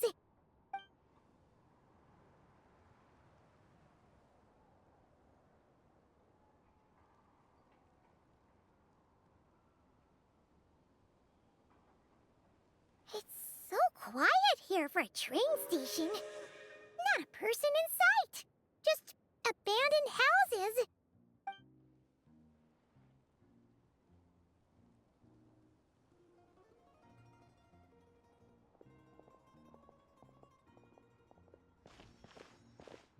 Huh? So much for repair? You've swapped our train out for a whole new model! My plan was to restore the train to its original appearance per my records as quickly as possible. Now that the repairs are complete, the train offers optimized performance and a significantly improved trendiness level. Huh. Didn't know trendiness was a parameter. According to my calculations, parameterization is the most effective way for the Eye of Grey to understand trendiness. Hyperborea, huh? I'm sure I've heard of that in a story somewhere. What an incredible little gadget you are.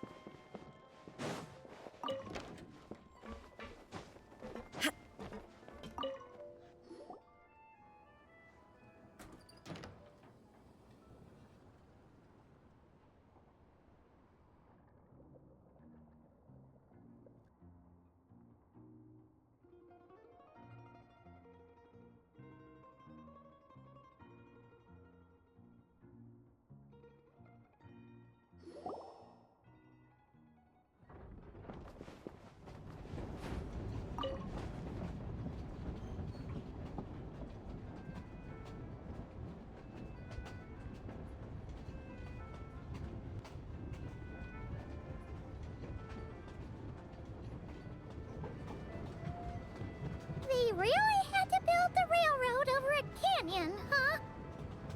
You might want to avoid looking down if you're afraid of heights. No, it's not that. Paimon's just praying that we don't have yet another accident.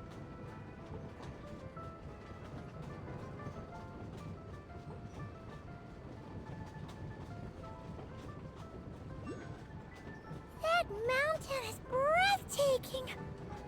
Reminds Paimon of Dragonspine. They say this mountain's the domain of a Snegovic lord. A lot of the Snegovic retreated there to live in seclusion, so it's a pretty mysterious place. You hear all kinds of stories. Even the residents of the nearby town of Svietlo-Lidovka steer clear of the summit, and they make a living off of harvesting prime ice.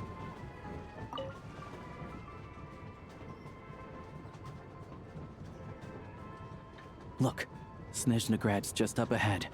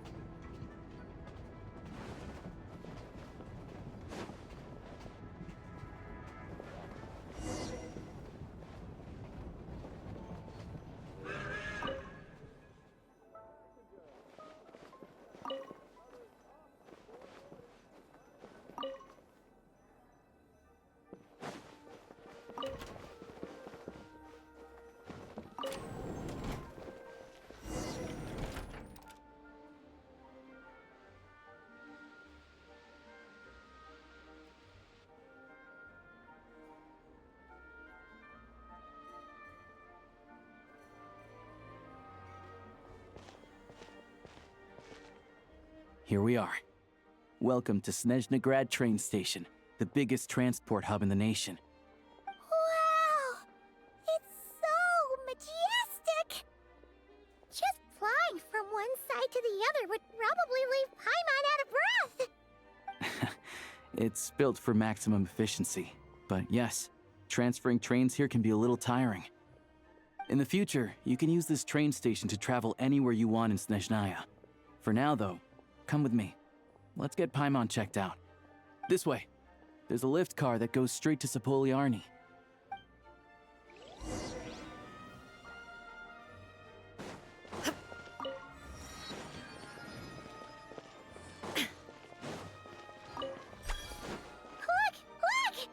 They have really funny-looking heads! And those ones are about the same height as Paimon!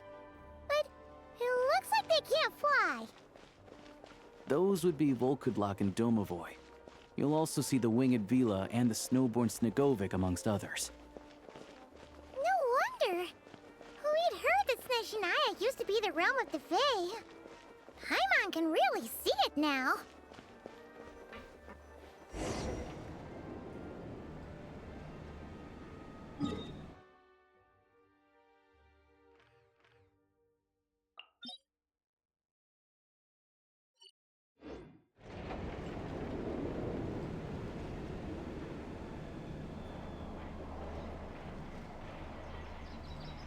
To the left is the market of Zolny.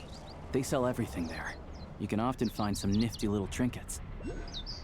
To the right, you'll see the Korolyevsky Theater in the distance. Look at that! Incredible!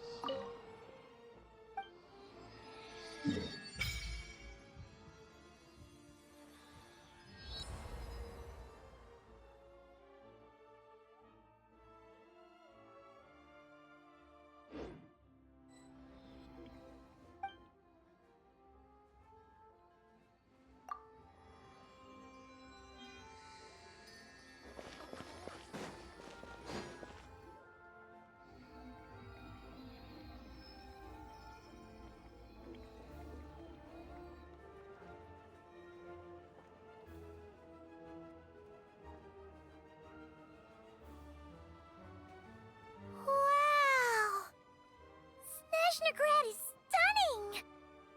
Seeing it with our own eyes makes all the trouble we went through to get here worth it! I found it pretty stunning when I first came here too. But I soon found out that stunningly beautiful means stunningly expensive. The prices here are crazy. I'm just a small-time hunter, so Zolny is where I spend most of my time. This way will take us to Podvorier restaurant. They offer food and lodging there, so you can get settled in while I fetch the doctor. Is that gonna be stunningly expensive too?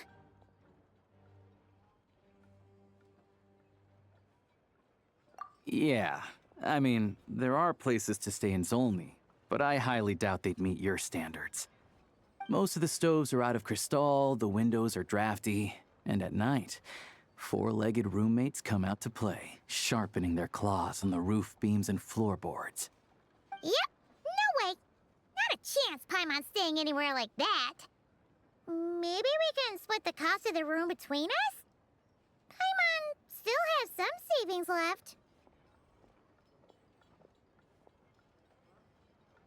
Fine then. It's your treat. Paimon will save her money for buying a nice little cake. Don't worry, you'll get some too. I'm glad to see you've perked up. If you find yourselves in the mood for some sightseeing later, there's a few places around here worth seeing. This way leads to Zapoliarny Palace, which serves as the Tsaritsa's audience chamber and also her personal quarters. The adjacent block is kind of a city in its own right. That's Glupov, the headquarters of the Fatui. Inside, there's a munitions factory known as the Armory Palace, producing a constant supply of all kinds of equipment for the Fatui. A lot of important research happens there too. And over there is the Snezhnegrad Vecha, where all the big shots meet regularly to make policy decisions. These places are best admired from a distance. I'm sure I don't need to explain why. Yeah, they probably have super strict security. We're not looking for trouble right now. The downtown area is near the center of Zapoliarny. That's where you'll find the restaurants, bookstores, and gift shops. Another place of interest is the Northland Bank, which is over this way. Oh, and I'm sure you'll want to make contact with the Adventurers Guild at some point, right? That's right here. Ooh, speaking of adventuring, we use alchemy quite a lot. Do you know where we can find a crafting bench? No one practices alchemy at Snezhnegrad, I'm afraid. Apparently there's some historical reason for it. Oh. We'll just have to use the one on the train then.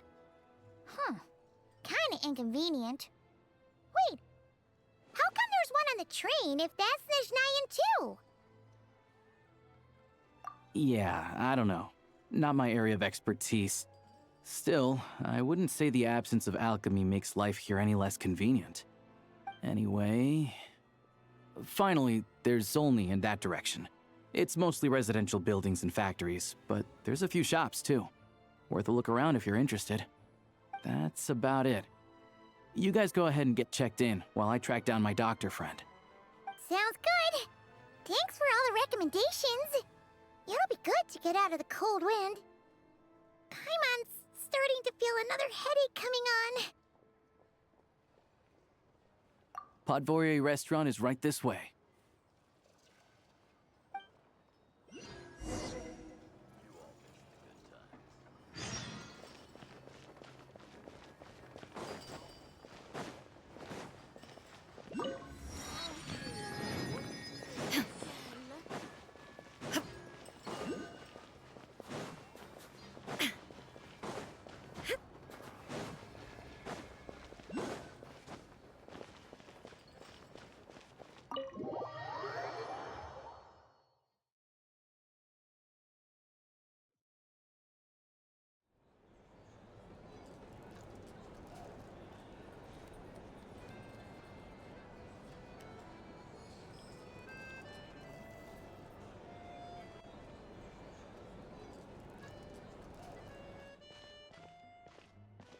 Looks like you get what you pay for, huh? Paimon likes this room a lot. Yeah, much better now that we're out of the cold. Oh, thanks for taking such She feels kind of bad for throwing a wrench in the works. If this were anywhere else, we'd be out investigating and adventuring by now. But instead, we're stuck here waiting for a doctor. You're right. No need to push ourselves too hard for no reason. A lot happened on our way into the city. Let's review what we've learned so far and try to figure out what to do next. Obviously, the million-more question is, what is this Tsaritsa planning? Everything else leads back to that. Sure was. And so far, we've learned that in addition to the 7 Gnosis, her plan also requires a ton of energy. But we won't get to see her anytime soon. Alosha said that she went east to fight that big monster. It must be a pretty powerful one if it can blanket the whole of Snezhnaya in a snowstorm this awful. To be honest, what we're really lacking right now is information. The kind of information that only the higher-ups in the government would know. Not word-on-the-street type of info. Paimon can think of a few people who might be able to help us. But...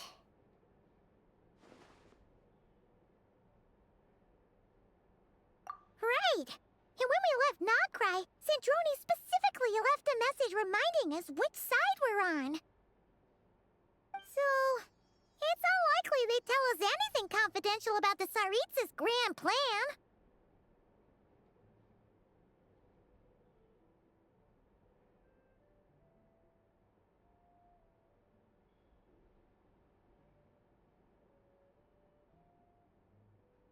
Yeah, fair point. Besides, that Gloop-Off place is right nearby. We've got nothing to lose, so it'd be a waste not to go. There's gotta be someone there willing to talk to us, right? Maybe Arlecchino or Sandrone? Or possibly Tartaglia. But it's unlikely we could sweet-talk Arlecchino, let alone Sandrone. She basically told us to stay in her lane already.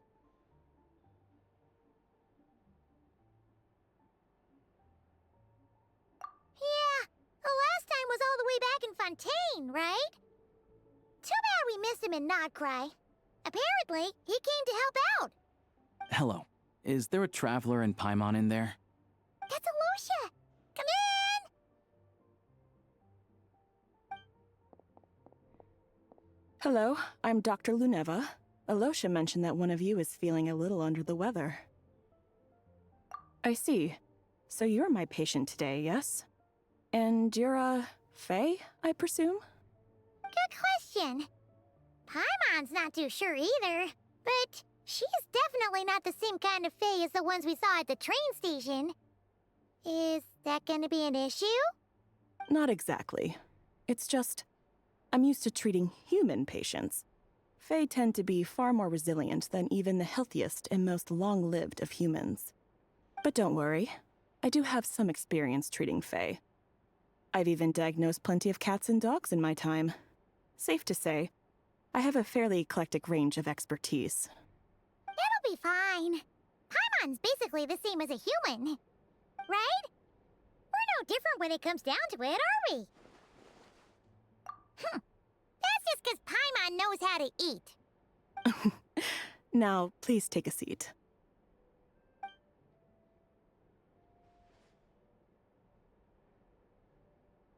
Okay, vital signs are good. Test results are all within normal ranges. I don't think it's anything serious. More than likely, you've just caught a cold. I can give you some medicine to tide you over, but as long as you rest properly for the next couple of days, you should feel better. Make sure to keep an eye on your temperature, though. If you find yourself with a persistent low-grade fever, or if your symptoms don't improve, just contact me again. Sounds like there's no cause for alarm. Thank you, Doctor. You're very welcome. Just doing my job. I'll leave you in peace now. Time to visit my next patients. Take care. You heard the doctor. Best you rest up here for a couple days. No sightseeing for the time being. All right, then. Guess we've got no choice. Let's just treat it as a short vacation. I have to get back to it. If you need anything else from the doctor or me, go to the Hunter Trade Station in Zolny. The boss there knows how to reach me. Hey, no big deal. You saved my life in the Shadow Realm. This is the least I could do. See you around.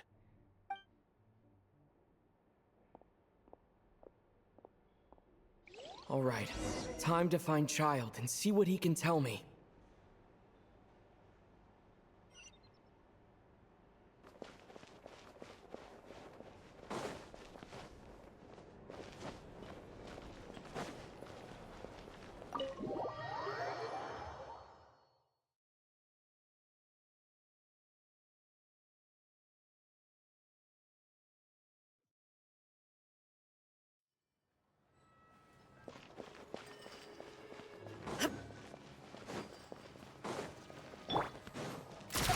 Keep up. Pick up the pace. Take a break.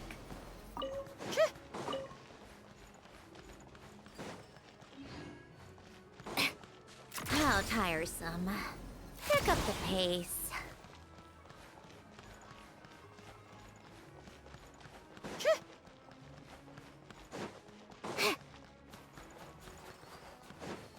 Come on, keep up.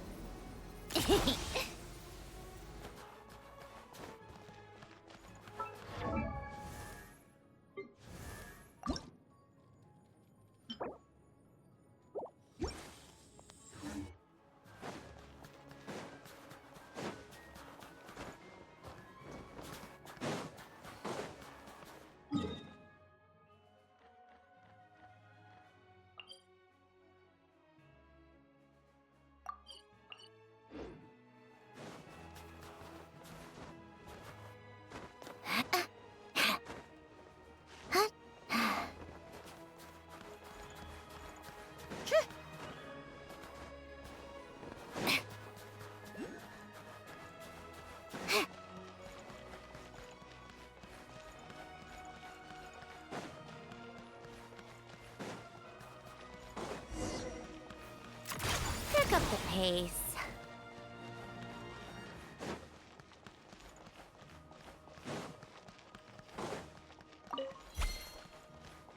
How tiresome.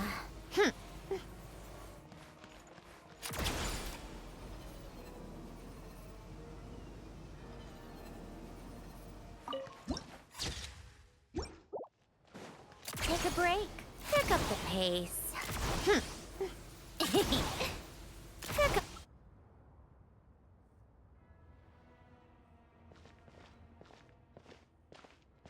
Hold on.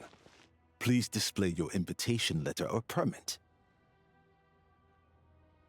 Glupov does not accept meeting requests without a prior appointment. You'll have to apply per the advertised booking process and wait until your invitation letter is issued. Might I ask who you're hoping to visit?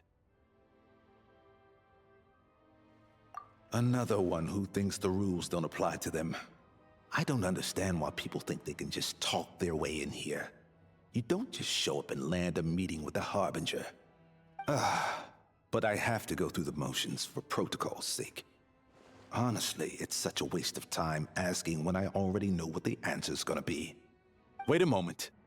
I'll pass on your message. If Child is unavailable, you'll have to go through the proper procedure.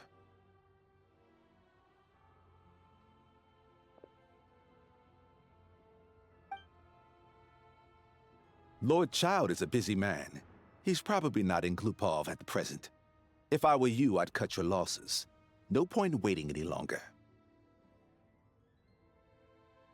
Even if you two are old friends as you claim, please understand that the Fatui Harbingers are often busy with their official duties.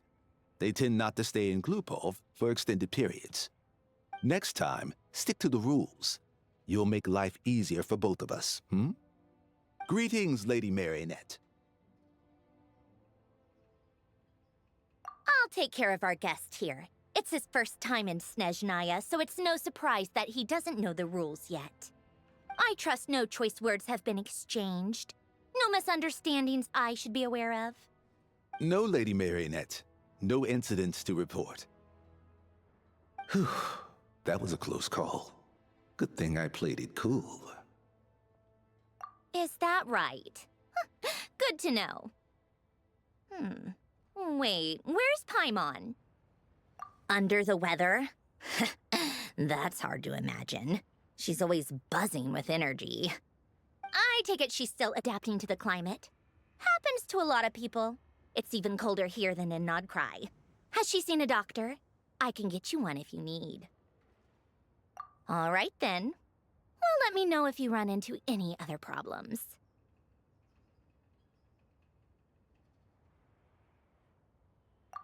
Why else? I was just about to sit down for some much-needed tea time when I heard that an old friend of Tartaglia's had shown up outside. No appointment, nothing.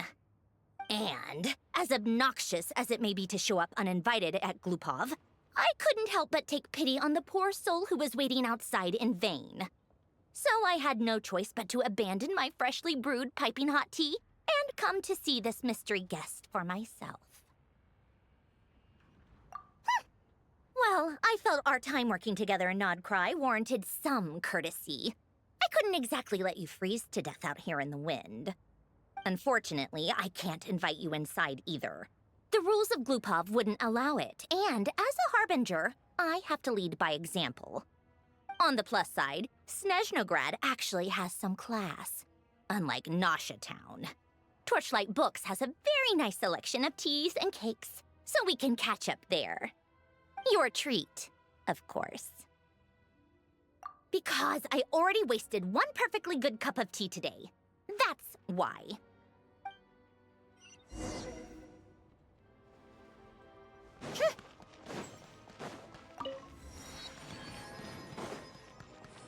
How tiresome.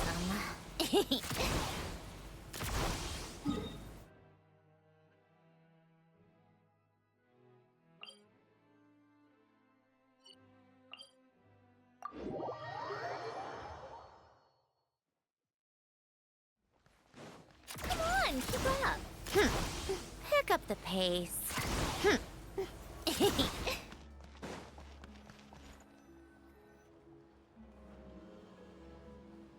I've ordered for the both of us. No objections, I assume. I'm sure you trust my taste.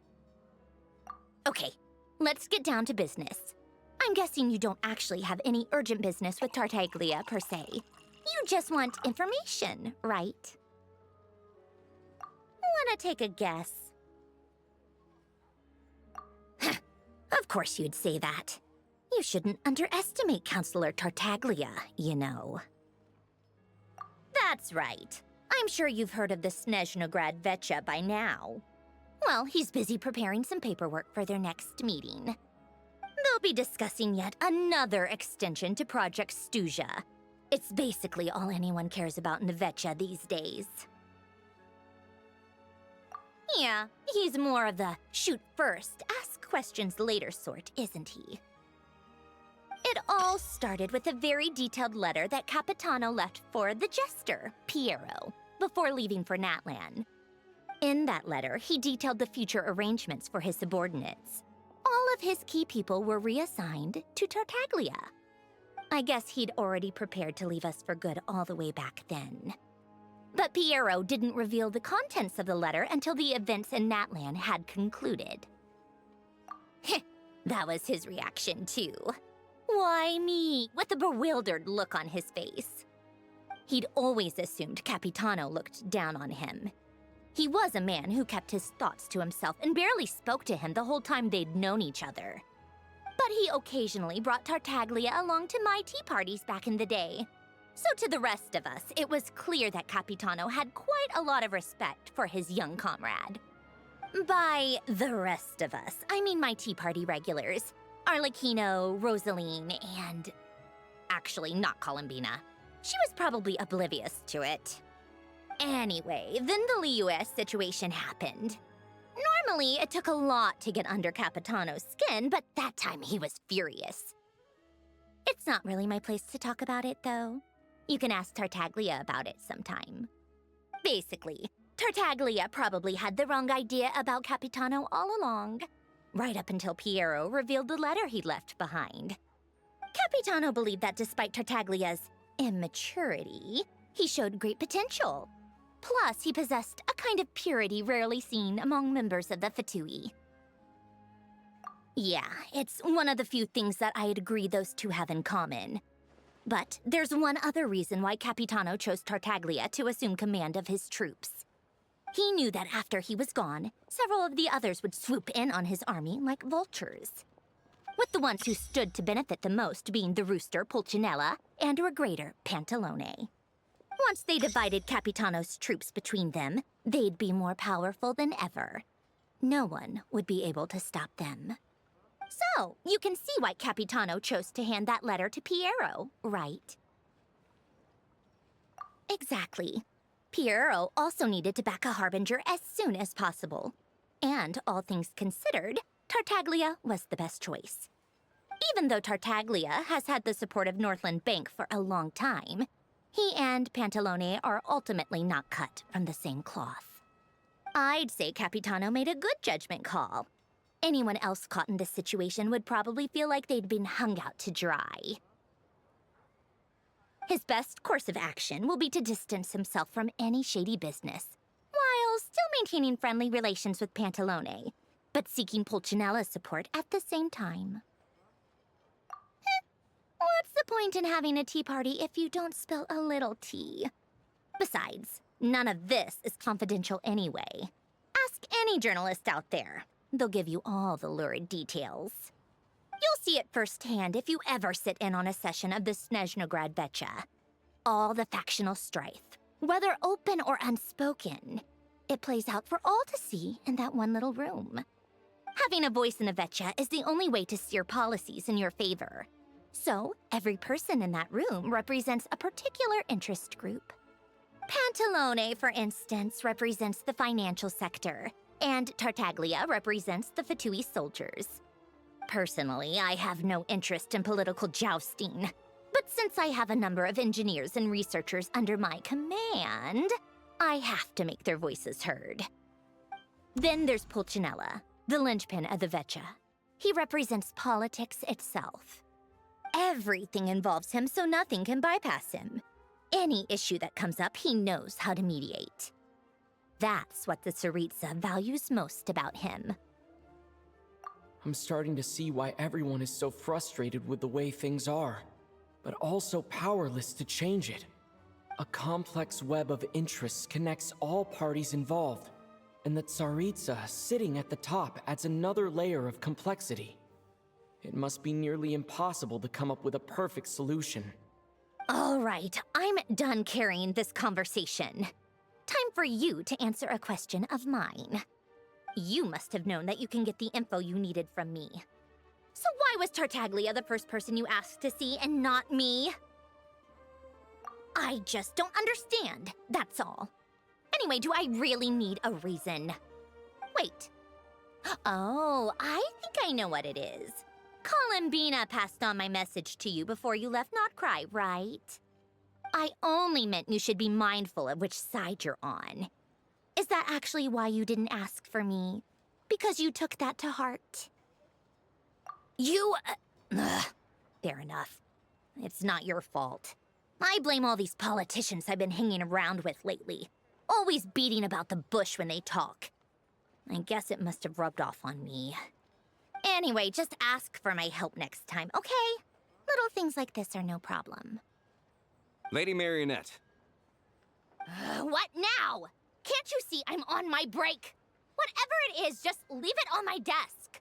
I'll look at it later. Sorry to disturb you during your break, ma'am, but I'm afraid it's an emergency. Isn't it always? I've told you before, fixing the tracks and transporting ice blocks does not constitute an emergency. The equipment in Svietlo-Laidovka is in urgent need of maintenance. With how the weather's been recently, we suspect that the cause is a buildup of snow, exceeding the maximum weight limit. The supports on one of the machines broke and fell, awakening a dormant beast and leaving many of the ice miners trapped in a nearby ice cave. Luckily, Odette's team was nearby and launched a rescue operation, but we're still facing a severe manpower shortage for both the rescue and engineering teams. I guess that's it then. Our tea party will have to end here. I'm the only engineer you'll need. Do you actually want to come with, or are you just saying that? Nice of you to return the favor. I'll have a couple of people look after Paimon. They can let her know that you had to step out for a while. Given how urgent this is, I'm sure she'll understand. And honestly, I'd rather have your help than anyone else's. Between your skills and experience, you'd be reliable help. Then let's go. You, take 2 people to Pavourier restaurant. Find his room and watch it like a hawk until we get back. If anything happens to Paimon, you'll be answering to me. Yes, Lady Marionette.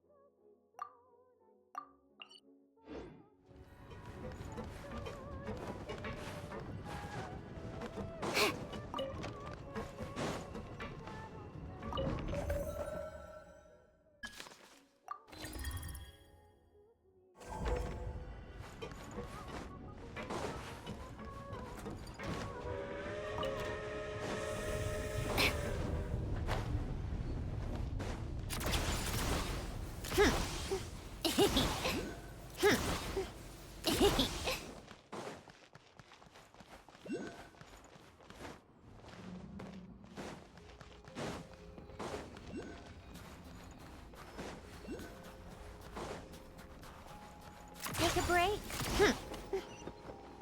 This tea party is over.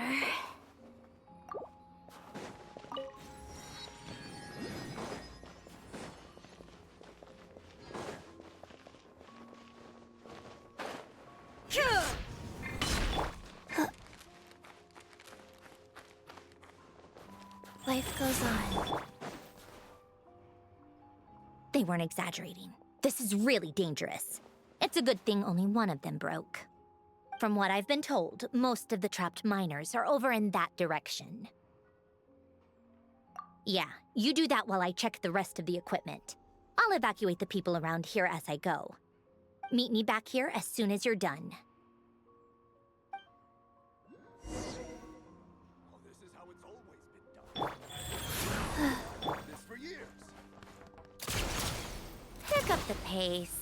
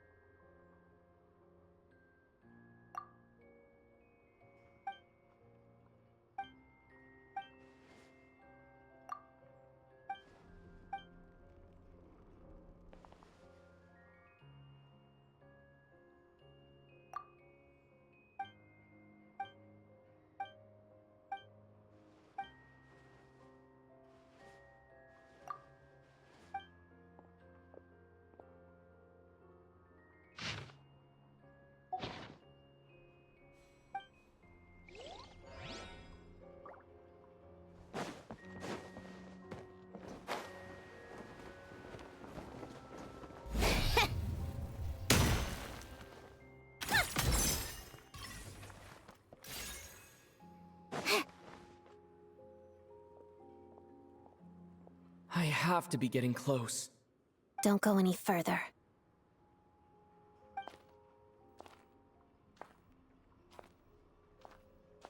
It's too dangerous here. There's a highly aggressive monster on the prowl. You need to leave, Now. Ah, I see. You're the backup from Snezhnograd. Well, I'm Odette. Good to meet you. Ah, so this is Odette. She was the first member of the Fatui on the scene. There are 5 people trapped in the cave. Monster type is unknown, and so is its location. Let's go. Every second counts.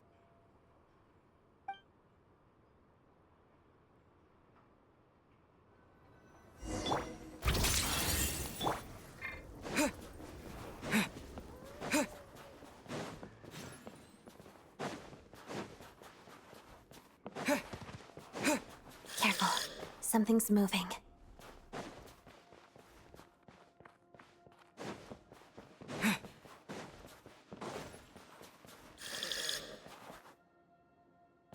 This must be the monster's shadow. Looks like a tough opponent.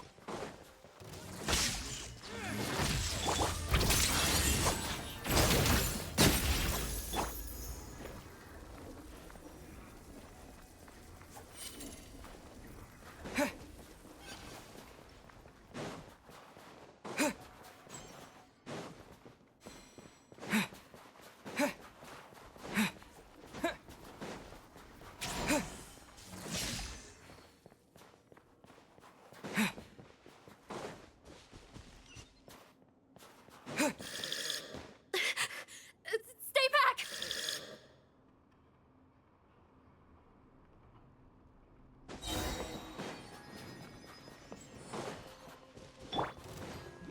Together.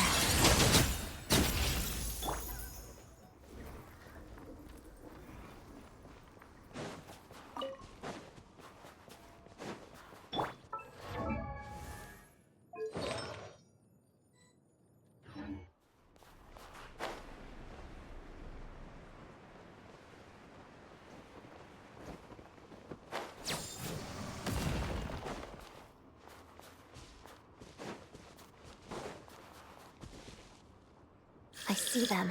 They're right behind the monster. The monster seems very agitated. It could attack at any moment. Let's make the first move. Shadow Moon, Crystalline Adagio. Following thunder!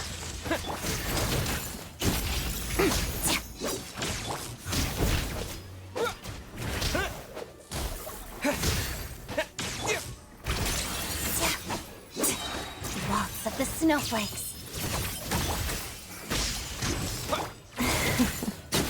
Torn to oblivion!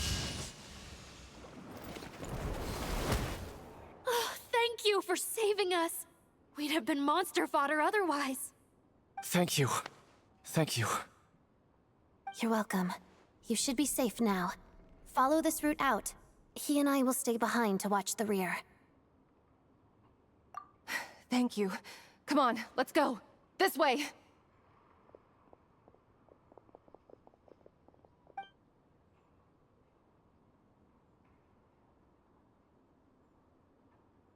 I've searched the area. Pretty sure the monster made a tactical retreat.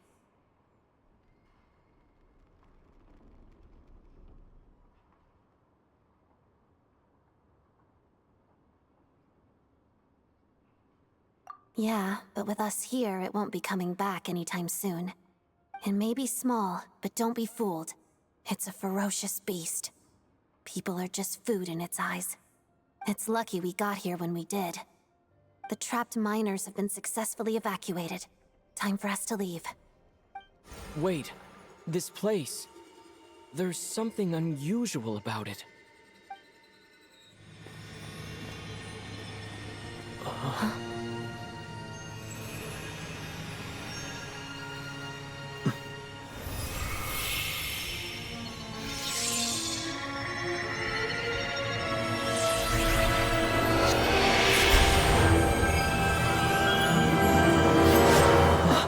What is that? I don't know. It's back? Guess it has family.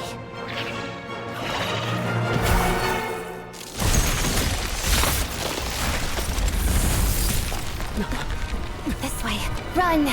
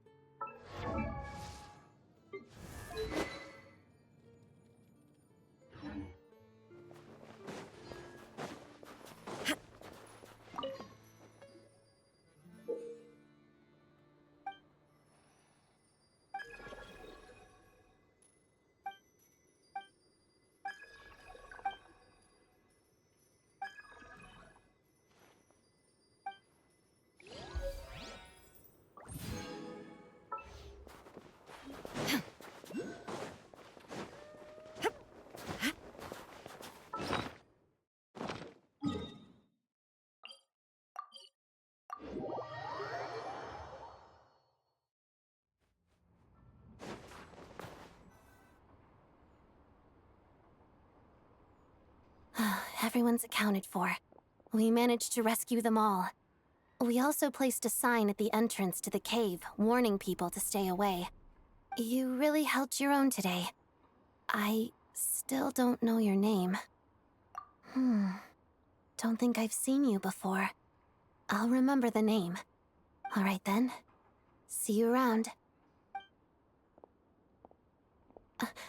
Hello, Lady Marionette. I hear the rescue operation was a great success. I knew I could count on you. What brings you here, Odette? Here for a performance? No, a VII mission. I happened to be nearby and heard the crash. She hasn't introduced herself then. Odette is the prima ballerina of Snezhnograd. She's quite the celebrity. If you ever hear people mention the two crowning jewels of the Korailievsky troupe, they're talking about Odette and the prima donna, Vodianitsa. On top of that, Odette's also a rising VII star. It's looking likely she'll inherit the title of the Fair Lady. She learned all her combat skills from Rosaline herself. Used to be one of her most valued subordinates, too. You flatter me, Lady Marionette. If she's Rosaline's protege, that makes me... Never mind. There's no need to bring it up. No point making things awkward. How's progress on your end, Lady Marionette? Equally successful. I finished reinforcing all the equipment. Took me a little longer without Polonia's help. But the outcome is the same, of course. Even if the heavy snowfall summoned by that monster lasts for another 3 months straight, this equipment won't give way. All right, now that we're done here, it's time to get out of this blizzard. Sure, but Snezhnograd will send someone to investigate and draw up a relief plan. And I guess I'll have to write the incident report myself this time, since it involves a mechanical malfunction. First, Pantalone needs to approve the budget, then Pulcinella has to sign off on the plan. Once they've argued it out and reached a compromise, we can move forward. That's the rough process anyway. Could take anywhere from a couple of weeks to a couple of months, depending on how smoothly it goes. Yup, nothing we can do about it. There's a whole stack of incident reports like this back at the office. The snow has eased a little for now, but There's no telling when that will change with that monster still at large. Fuel for heating is in short supply, and relief is weeks away. There's no immediate threat to life, but still, it just feels like there should be a better way. Hey, quit daydreaming. Let's get back to Snezhnograd. When did you get a new sword? I found it in a cave.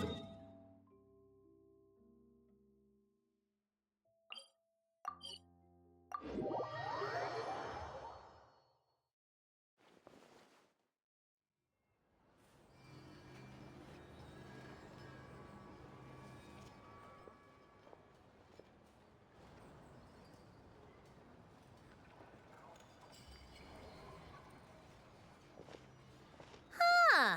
Well, if it isn't Counselor Tartaglia, Mr. Big Shot himself. Go easy on me, all right? I'm still recovering from the interrogation the real big shots put me through. Hey, comrade, it's been too long. I heard you came looking for me earlier. Nicest surprise I've had in a while. Good to see you too, Odette. I'm guessing you guys just got back from Sviatlo Lajdovka. How'd it go? Crisis averted? It went fine. How about you? Any new developments? Not really. Same as ever. Growing opposition to Project Stuja, and the usual rebuttals are starting to ring hollow. The results of the mock vote were pretty dire. Pulcinella was fuming. I've never seen the old man so angry. That's not good news. It takes a lot to rattle him. Yeah, obviously if push comes to shove, there are ways to crack down on dissent. But... Sorry, I have to ask something. This is going to sound blunt, but may I? Huh? Of course, fire away. It sounds to me like everyone's tearing their hair out trying to figure out how to deal with opposition to Project Stuja. But what exactly is this project's purpose? And how can it be so important that even people like you two refuse to stand up for the ordinary people of Snezhnaya? Interesting. I gotta hand it to you, comrade. You sure don't mince your words. Excuse him? What does he mean, refuse to stand up for ordinary people? Oh my gosh. How does he dare speak to the Harbingers like that? Are you interrogating us now? It's okay, Sandrone. Let me explain. I think I understand where he's coming from. If I could, I'd take your side right now. In fact, my position's very similar to yours. I've only held back on casting a dissenting vote in the Vecha because the Tsaritsa would never let me get away with it. Still, I have a responsibility to the Fatui armed forces, so I do what I can to make their voices heard. Most of them are just regular folks from small towns far from the capital. I'm sure you've seen how much those kinds of places are struggling right now. Oh, and for what it's worth, I'm from Arepasak myself. Things aren't going so swell there either. The Tsaritsa wants to create a better, safer future for the people of Snezhnaya, but she's thinking long-term. I don't doubt that from where you're standing, Project Stuja seems to be creating all sorts of issues for everyone. But considering the Tsaritsa's vision for the future, these are sacrifices worth making. Sounds cold, I know, but I promise it's not as black and white as it seems. Maybe Sandrone and I can't oppose Project Stuja outright, but we're constantly raising our concerns in Vecha meetings. And even though we can't put an end to it, there are plenty of other ways to make a difference. We're trying everything we can think of, and so is Pulcinella. I respect Her Majesty, the Tsaritsa, and trust her decisions. But at the end of the day, I'm still just a normal guy who cares deeply about my homeland. And my family, who all live here. There's no way I would ever abandon them. As contentious as things can get within the Vecha, there's no selfishness or malice behind it. Everyone wants to get through this period as smoothly as possible. The issue is that there's no way of pleasing everyone under the present circumstances. Most of the time, we're trying to decide on the lesser of two evils, which obviously isn't a great look. But that is not the same thing as being blindly loyal to the Tsaritsa. No one's got their head in the sand here. We're all well aware of the way things are. We're just doing our best to make it work. In fairness to Sandrone, she rushed to Svietlo Lidovka's aid the moment she heard that people were in danger. And even Tartaglia, who used to only care about the thrill of the fight, is clearly doing his best to rise to the demands of his new role as counselor. Hey, come on. There's only so much we can say, so don't press us too hard. Look, I know how untenable the Tsaritsa's position looks if you don't understand her motives. Maybe you've heard already, but she's currently leading her army on a campaign to the east to defeat the monster that's been causing these brutal blizzards. Striking that monster down will be a significant step in dealing with the present energy crisis. As laser-focused as she is on realizing her lifelong ambitions, she's still putting time and energy into taking down this powerful monster.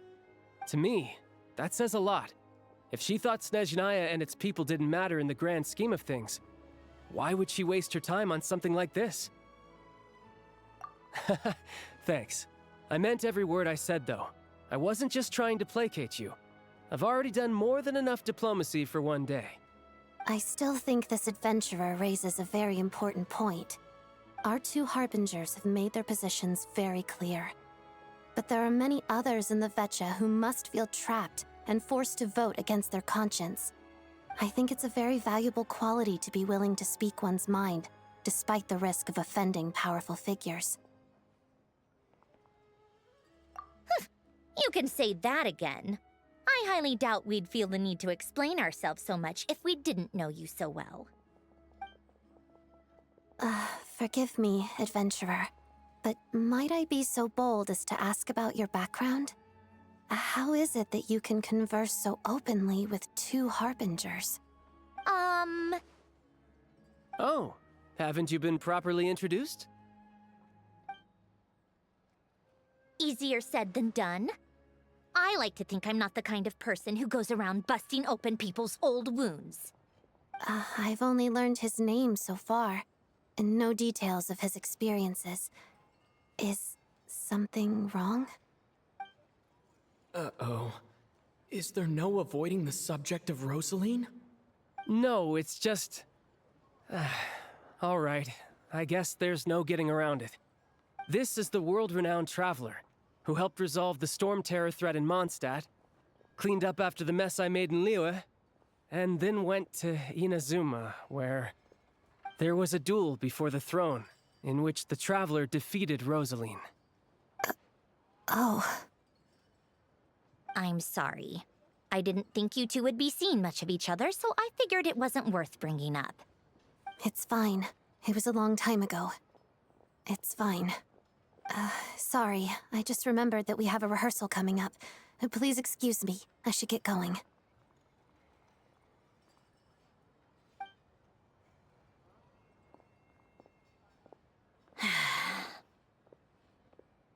I've mentioned this to you before, remember?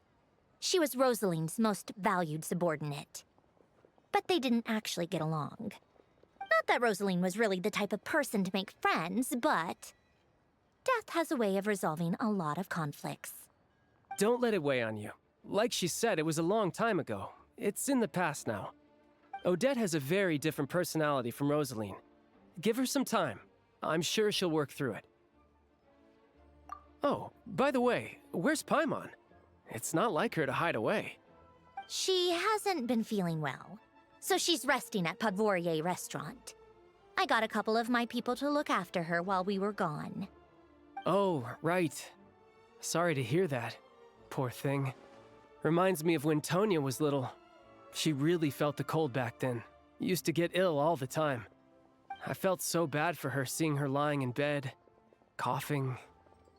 She was so mature for her age, though. Whenever someone came to visit her, she'd greet them with a smile and would never complain. I'm sure Paimon's a good kid, too. You're a little short on manpower, right? Let me have a couple of my people take over for yours. I'll send my most capable and reliable. They'll make sure Paimon can recover in peace. Well, that would be great. Your people are more qualified. Hey, don't mention it. I'm sure you have things to do. Hopefully this takes a load off your mind. So no more accusing me of not being on your side, all right? Already? That was quick.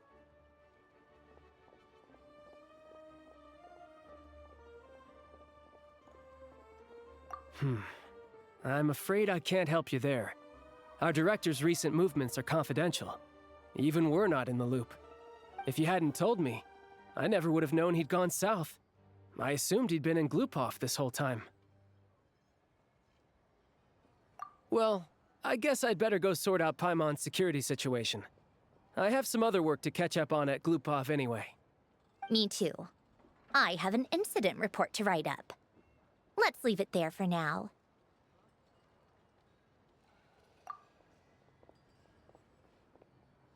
I guess everyone's in a difficult position. But Tartaglia's right. I have things to do.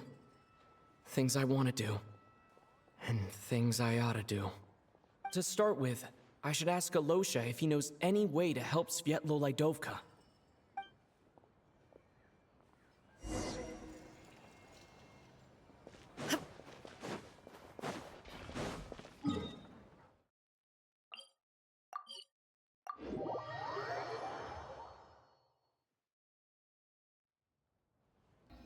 How strange. This sword seems to be vibrating of its own accord.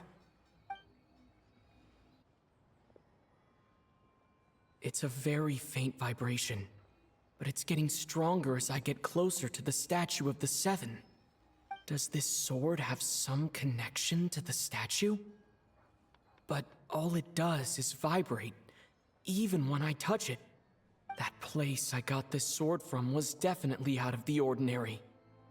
Maybe I should try channeling the power of cryo.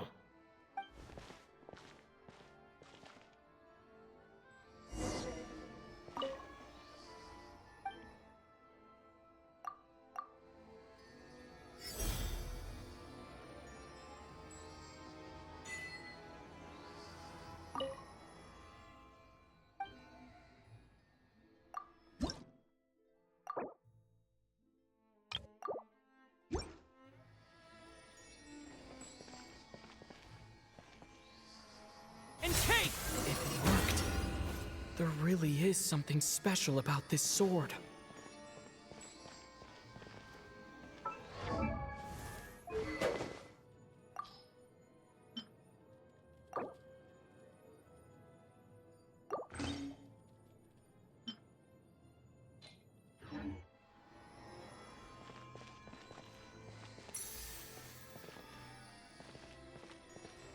Cryostorm!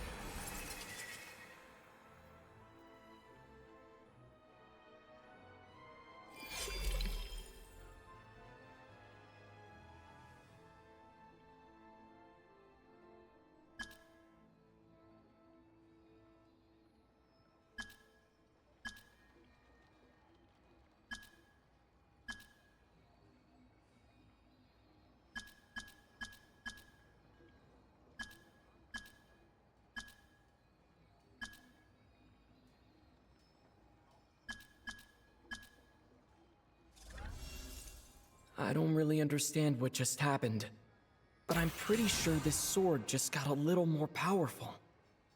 I'll have to try the same thing again when I come across another statue of the Seven. In the meantime, I'd better go find Alosha.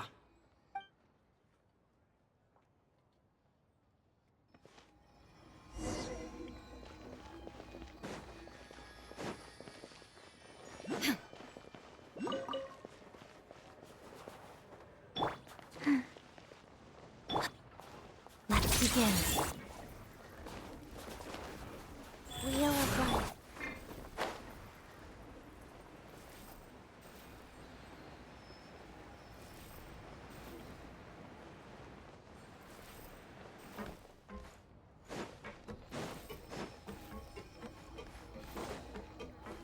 Come on, keep up.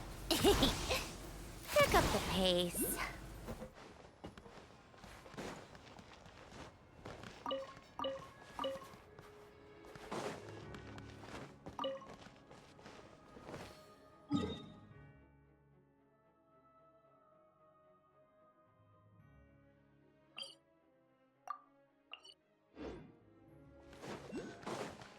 a break? Pick up the pace. Time for more snow, damselettes.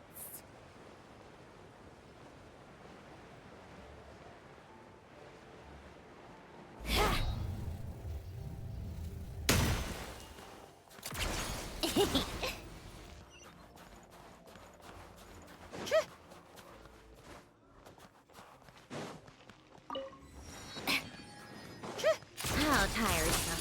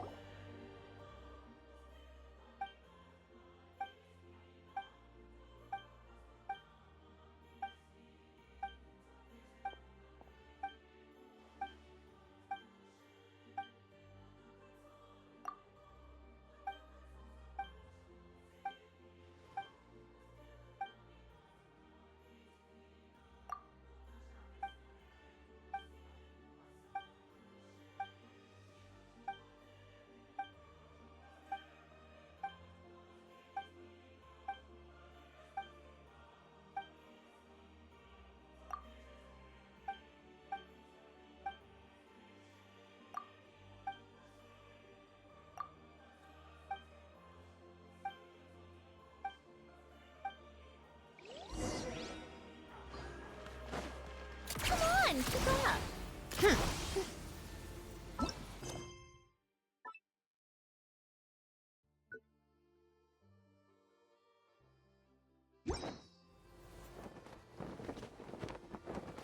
Hello there. How can I help?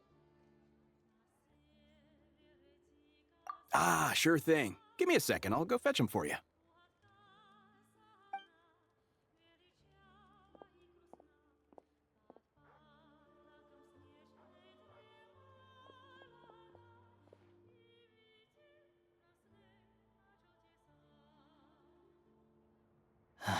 It's a familiar story. I've had similar experiences. Although Snezhnegrad doesn't deliberately delay or withhold relief, those first few days of waiting for help are always the hardest. It's a fundamental contradiction. If emergency relief can't be delivered in time, what's the point in even calling it emergency relief? Not necessarily. I think there's a good chance that Kresnik Crystal from Stratomoros will start flowing into the market.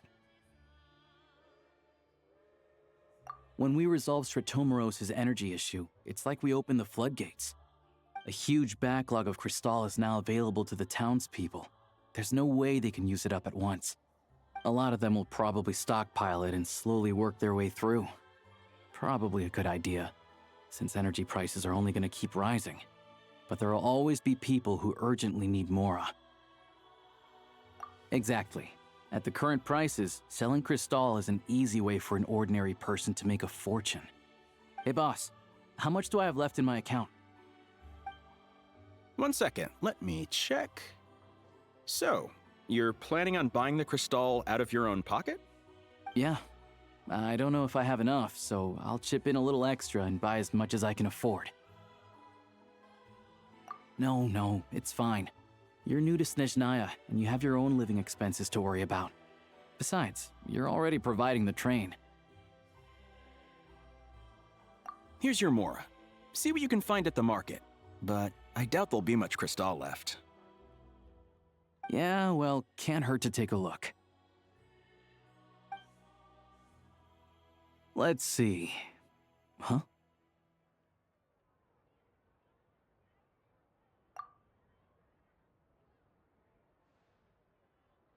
Oh, Alosha, and... Hello. I didn't realize you two knew each other. Yeah, I take on some odd jobs in the city to supplement my hunting income. Sometimes I work as a cleaner or prop hand at the theater where Odette is one of the big stars, so I've met her a few times. When the weather's as bad as this, it's better for a hunter to adapt than to keep looking for game. Yes, and we sometimes need extra help.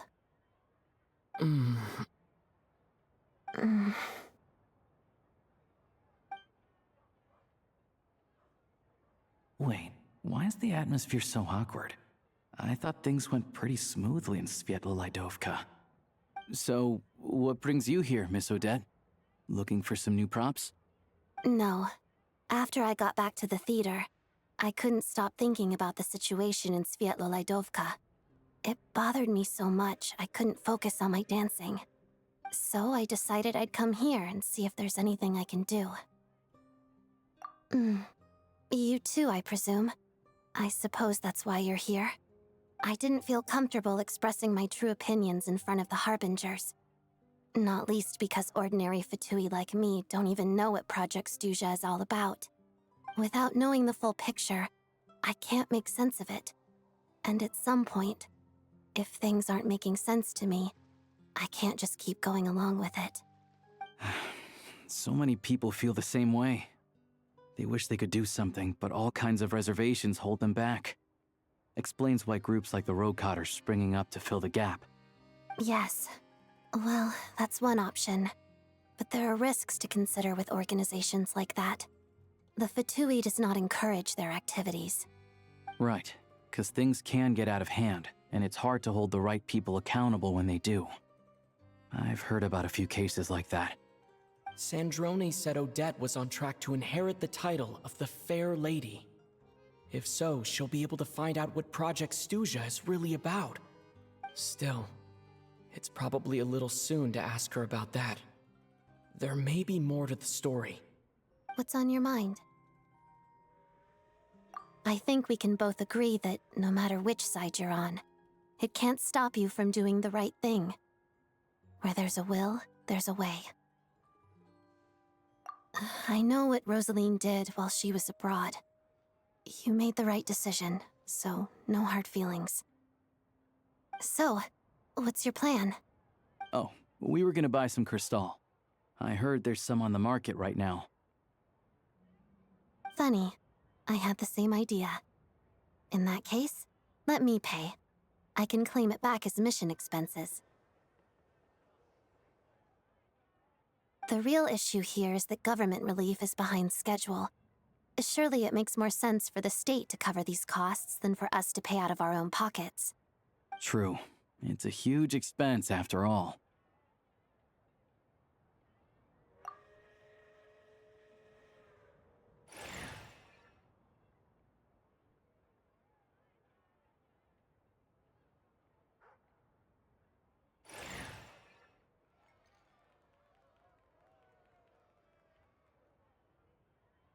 Let me see.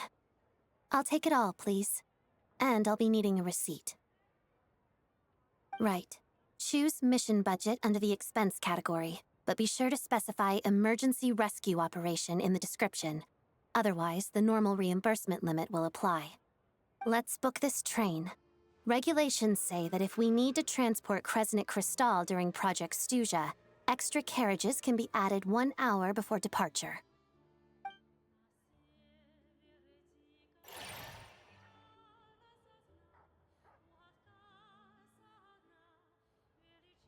That should do it. The train will be escorted to its destination by Fatui guards. This is my first time seeing you handle Fatui affairs, Miss Odette. It seems you're as skilled an officer as you are a dancer. You flatter me. It's only because I've been doing both my whole life.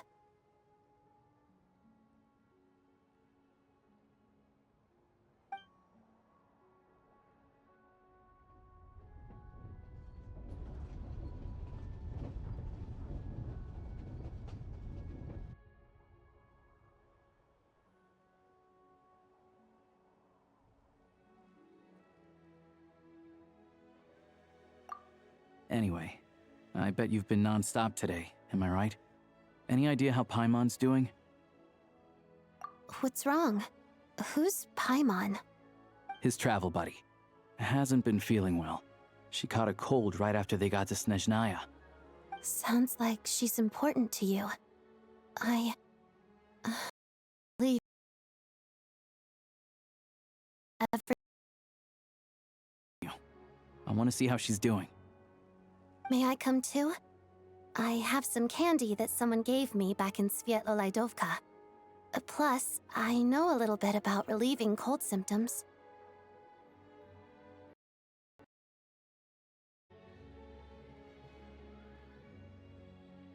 All right then, let's go.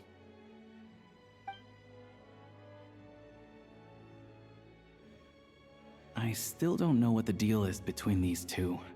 At least the tension seems to have vanished. A good sign, hopefully.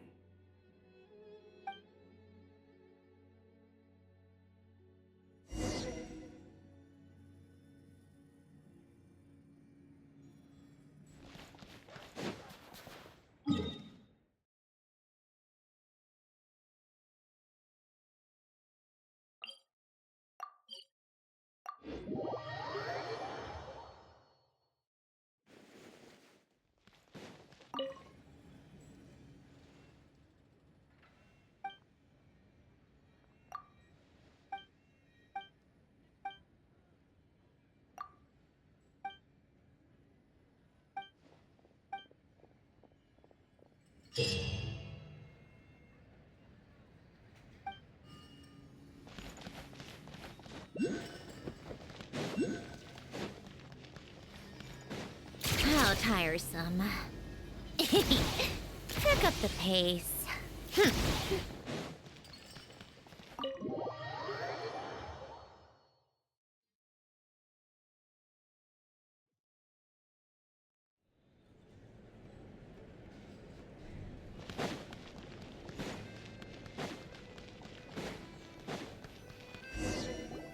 Hello. Sorry, but there's a sick person recovering in this room. Can I help you? What happened? Oh. Please, excuse me.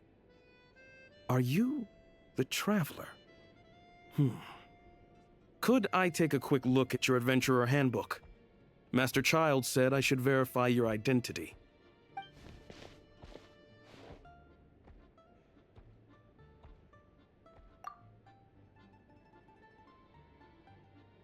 Ah, it's really you. Sorry for the inconvenience. We're under strict orders from Master Child to keep this room well guarded.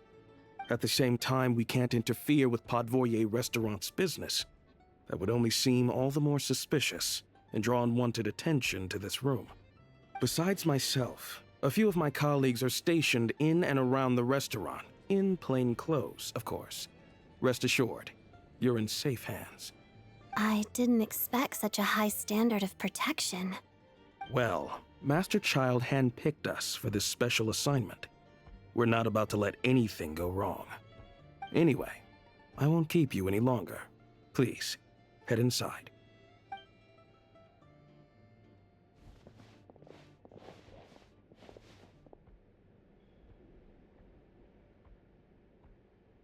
Traveler! Alosha, you're back!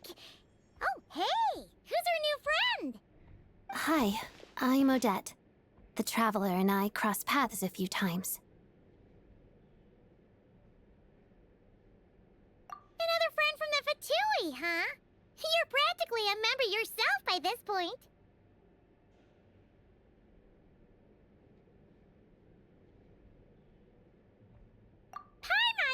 definitely on the mend. We should be back to our usual travels in a few days' time. Seems like that doctor was right. It's just... Paimon's limbs are still feeling a little chilly. I have just the thing. Whoa! What's this? Is that a flame inside an ice cube? Wait, is this real ice? How's it not melting? And how does the fire keep on burning? All keen observations. You're right. This is called core ignis. Whenever I've caught a cold in the past, I found I recover much more quickly if I place this by my bed. You're welcome to borrow it. Awesome! Wow! It's so nice and warm! Oh, it's like magic. Your name was Odette, right? How did you two meet again? Looks like she's in pretty good spirits. That's a relief. Any progress with your investigation yet? No surprises there, I'm sure. They're not likely to let anything slip. The Rokad, huh?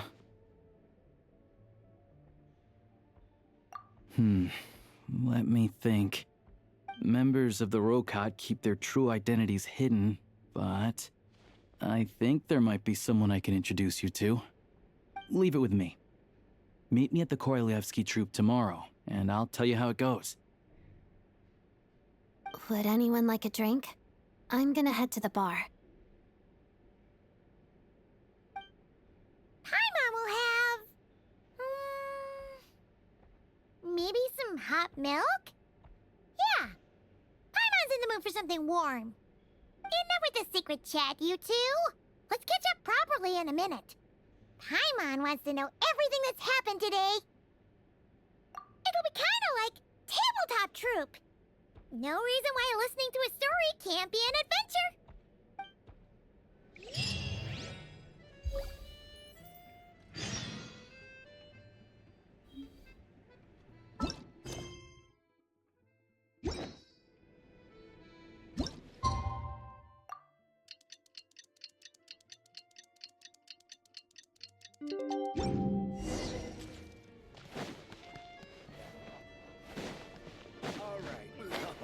Backing up all day. Please let me know.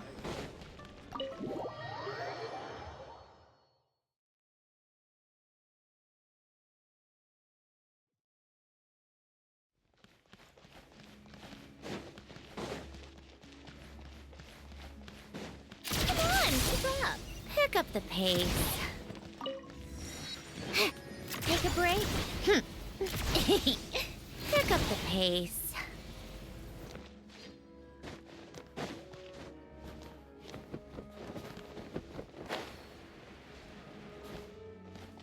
Come on, keep up.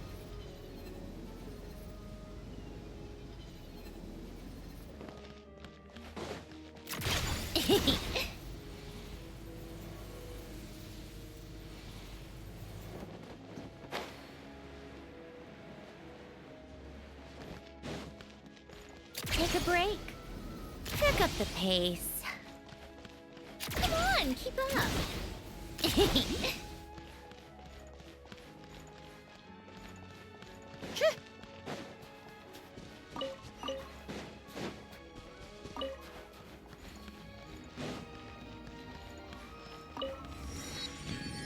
How tiresome.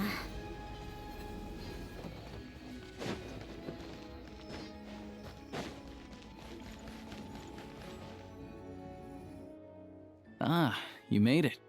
I've got some tickets, and I managed to set something up with the Rokad. It'll have to wait until after the show, though. Happy to stay and watch? I doubt you've seen the Korolyevsky troupe on stage before. Pleasure. Here, this is the way in.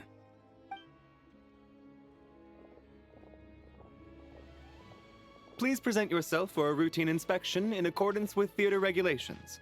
Thank you.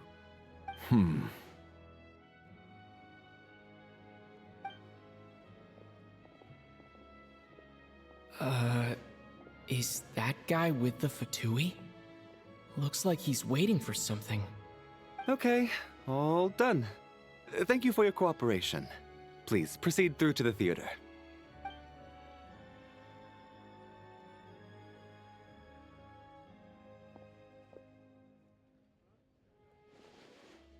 What's up? Everything okay? Snezhnaya's business and political leaders are always passing through here, so it makes sense that security's tight. Still, it's a little unusual to see the Fatui's Armory Palace guard here. You saw him, right? The guy right at the back. Strong, silent type. His name's Valeri. He's part of the Special Assignments Battalion, but I only ever see him here for one thing: to look for a guy named Mitya. Supposedly a researcher, though he never seems to put much time in at the office. The theater is one of his favorite places to hang out when he's playing hooky from work. But that's not for us to worry about. Let's go. The show's about to start.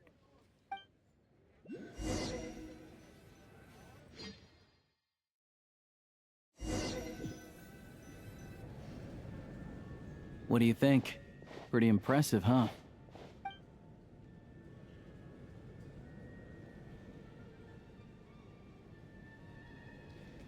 Oh, the one in Fontaine? I hear it's iconic. Never seen it for myself, though. Here we are, just in time. Sorry, coming through.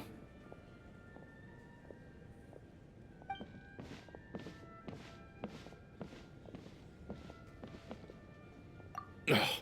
If you're gonna show up late, keep your mouth shut. What's his problem? Whatever. No point arguing with people like that. Look, there she is. That's who I'm introducing you to later. She's the lead singer of the troupe, Vodyanitsa.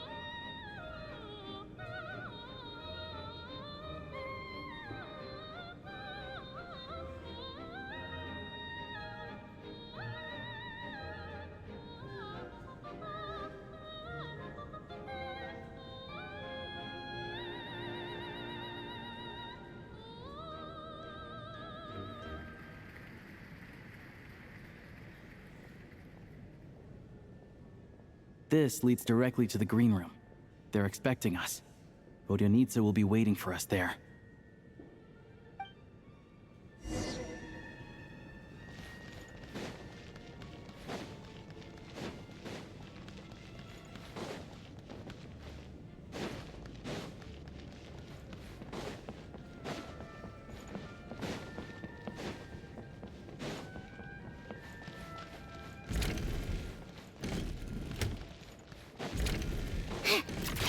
Pick up the pace.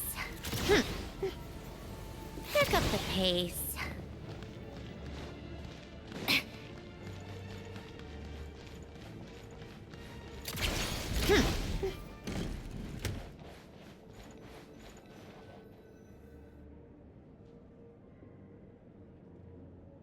Hey there.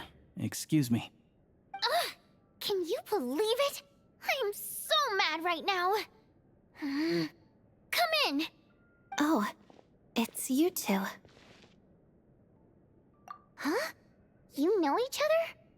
Oh, wait. Is this who you were telling me about? The one you met yesterday and couldn't stop thinking about? I never said that. Yes, you did. Why are you denying it? It was right before I went on that rant about the moody factory owner. Oh, I remember it so clearly. Might I ask what brings you two here? Oh, I just brought him here to see the show. and when it finished, he was full of praise for Vodionitsa's performance. So I thought I'd try my luck, see if we could get the chance to chat for a bit. Maybe get an autograph? You work here. You of all people ought to know that's against the rules. It's not what the green room is there for. Oh, what's the big deal? Come on, don't be shy. I can give you an autograph. You can take a picture too if you want. Do as you please. I finished all my shows for the day. I'll leave you to chat.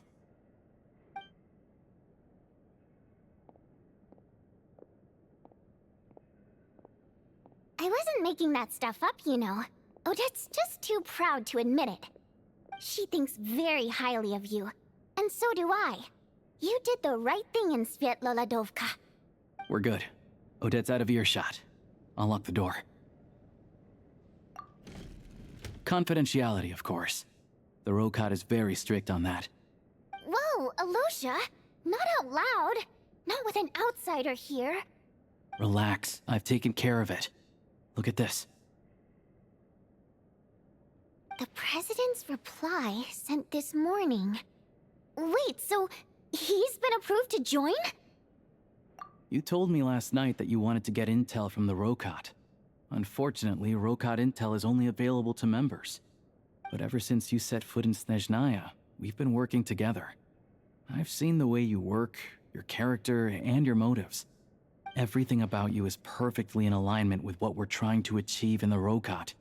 So I figured I might as well cut to the chase. I wrote a letter to the President explaining your situation, including just the right amount of detail. His approval came very quickly. Of course, it's still your decision whether you want to join or not. We'll respect your choice. Well, assuming Odette was telling the truth and she didn't misjudge you, I guess we don't need to worry about you blowing our cover. Still, you gave me a real fright. I didn't know that's why you came looking for me. So, that stuff you said about admiring my performance, was that just because Odette was here? Did you actually mean it?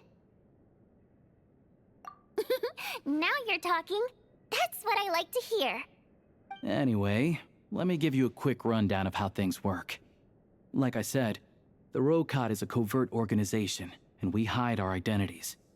Members typically don't meet in person or even know each other's identities. This helps us maintain a high level of independence and secrecy. Because of this, members are basically free to decide their methods without constraints, so long as the outcome of any activity doesn't violate the organization's principles. After all, we don't have any ostensible contact with each other. This way, if anything goes wrong, no one else will be implicated. Beyond the freedom to choose how you operate, it's also your choice whether to act at all. We have plenty of members who have yet to take any action. In short, joining the Rokot in and of itself won't place any restrictions on your activity in Snezhnaya. There's a code of conduct you can read if it interests you. But basically, as long as you don't plan on using your anonymity to go around doing evil, you'll be fine. I tried reading it 5 or 6 times. Never made it all the way through. Even the most lackluster script makes for more interesting reading. Great. Then I'll go grab an official application form.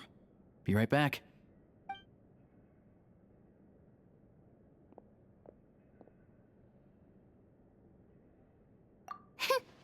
Well, Alosha has this pet dog, you see. His name's Tagarin, and this one time, Alosha brought him backstage. Tagarin took quite a liking to me, so I played with him for a little bit and fed him some treats. Then, the Rokot was out on a mission one day, and even though we were all in disguise, Tagarin recognized me right away. Just a coincidence, really. We didn't report it to the higher-ups, though, to avoid dealing with the fallout. Like my job at the theater, for instance. I really needed to make ends meet. By the way, what were you complaining about just before we came in? Did everything go okay with Chuganov? Everything did not go okay. That's why I was so mad. I tried to make some small talk with him before I went on stage to fish for intel about the Iskra manufacturing plant. But he wouldn't take the bait. No matter what I said, He kept dodging the question. And then he started complaining. He said he didn't appreciate his second-rate seat in the stalls because he usually gets a private box. I mean, what did he expect? Everyone knows that if you want a box seat, you buy a ticket well in advance. But instead, he sends me a letter the day before the show when we're practically sold out.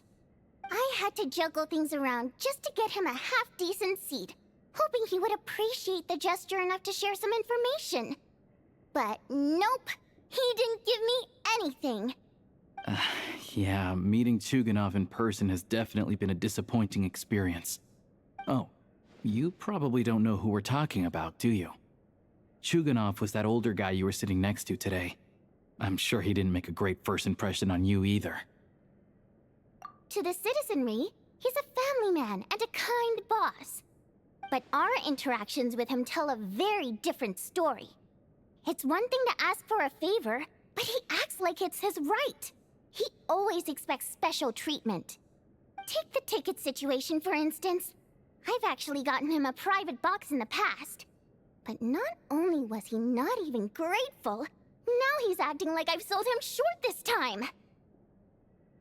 Not to mention that he's never paid for a single one of his tickets. And another thing, if he's such a big family man, why doesn't he bring his wife and daughter to see the show once in a while? I've never seen them here, not even once. Calm down, Vodyanitsa. If you won't do it the easy way, we'll have to try the hard way. But first things first, here's your application form. Go ahead and fill it out.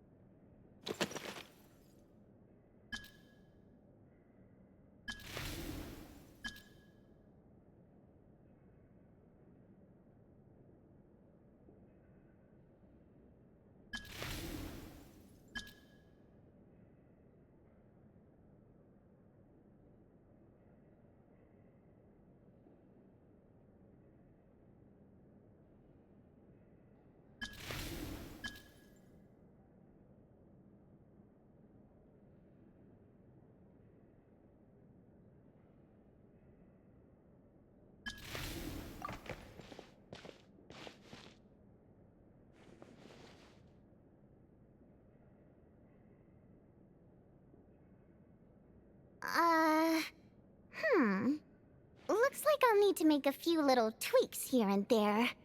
But other than that, you're good to go. We'll hold on to this for you. All right. Now that we're officially Rokot comrades, I can tell you. Chuganov is the target of our current operation. Recently, we've done some recon work at the Iskra manufacturing plant, which pretty much confirmed that their energy consumption is way beyond the legal limit. All we need now is some direct evidence to present to the VII, so we can demand that they shut the plant down. That way, the Kresnik Crystal can be allocated to where it's needed most. I was hoping he might let slip during one of our chats, but he's too tight-lipped. We'll have to find another way. I'm meeting another regular theater-goer tonight, Mitya. But Valeri's here too, and he's probably looking for Mitya, so he may end up being a no-show. Don't you worry. He must know how to dodge Valeri, or he wouldn't be showing up on time for every performance. Mitya is a renowned energy expert. Although we can't get any direct evidence of the excessive energy consumption at the plant, we can accidentally let the information slip to him. The authorities should take someone like him seriously. So if plant, there will be a proper investigation. Also, we're not allowed on site, but he has clearance. So all we need is his cooperation. Yeah, so that's the other thing we're trying to figure out. Though I think we're far less likely to make any progress on that front. Still, I hear that Mitya is a bit of a chatterbox. So, who knows? Maybe if we catch him in the right mood, he'll let something slip. What do you think? Sound like something worth your time? Okay, in that case, you guys find a seat somewhere nearby. Pretend you're a couple of buddies there to eat, and keep your ears peeled for useful information. He's a huge fan, so I doubt he'll have his guard up around me. But you two need to be convincing. If he suspects anything at all, he might stop talking. Sure. Don't worry. We'll make a believable pair of buddies. Perfect! You've sold me already. Now, help me tidy this room up a bit before we head out. Okay. What needs tidying? Everything!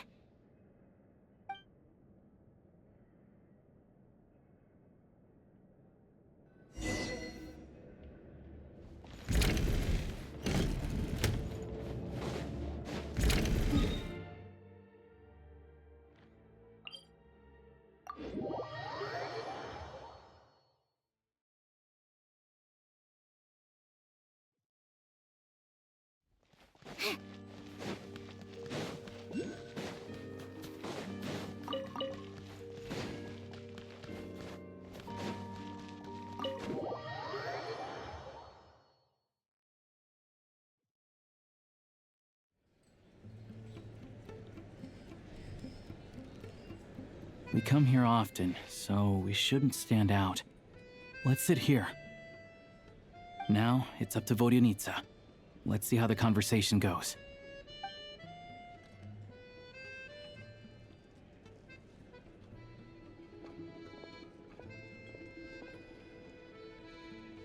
Mr. Mitya! Over here! Over here! Oh, sorry. I got a little held up on my way here. Now we have even less time than we planned. Go ahead and order some snacks and drinks. Whatever you like. Let me see. According to my schedule, we still have 25 minutes left. You're really pressed for time today, huh? I was imagining this would be a leisurely chat. If you'd prefer, we can always reschedule for another afternoon when you have more time. No need. Getting to meet the lead singer is a very precious opportunity for me. I'm not about to pass it up. I've already had to decline your invitation several times because our schedules rarely align. If I don't grab this chance while it's here, who knows when the next one will come around? Well, it's very kind of you to make time just for me. I'm not too sure, to be honest. But Snezhnaya's full of weird and wonderful things like that, so people tend not to bat an eye. I'm sure the same will go for the Eye of Grey and Paimon. The reason I invited you out for tea and a chat today was to get some feedback from a true fan of the theater. Well, I genuinely have nothing bad to say. No matter how many times I hear you sing, it never gets old. It always seems fresh and new somehow. Maybe it's because the more times I listen, the more details I notice. Or maybe you simply improve with every performance, delivering it better each time. Thank you! I'm delighted to hear that! Could you give me any specific examples? Oh, yeah. The piece you sang today, for example. Beneath the Frozen River? Hey, what's with you? I'm just praising a good performance. I always used to find that such a bleak and lonely song. But the more you listen, the more you realize that it's not as cold and nihilistic as it appears.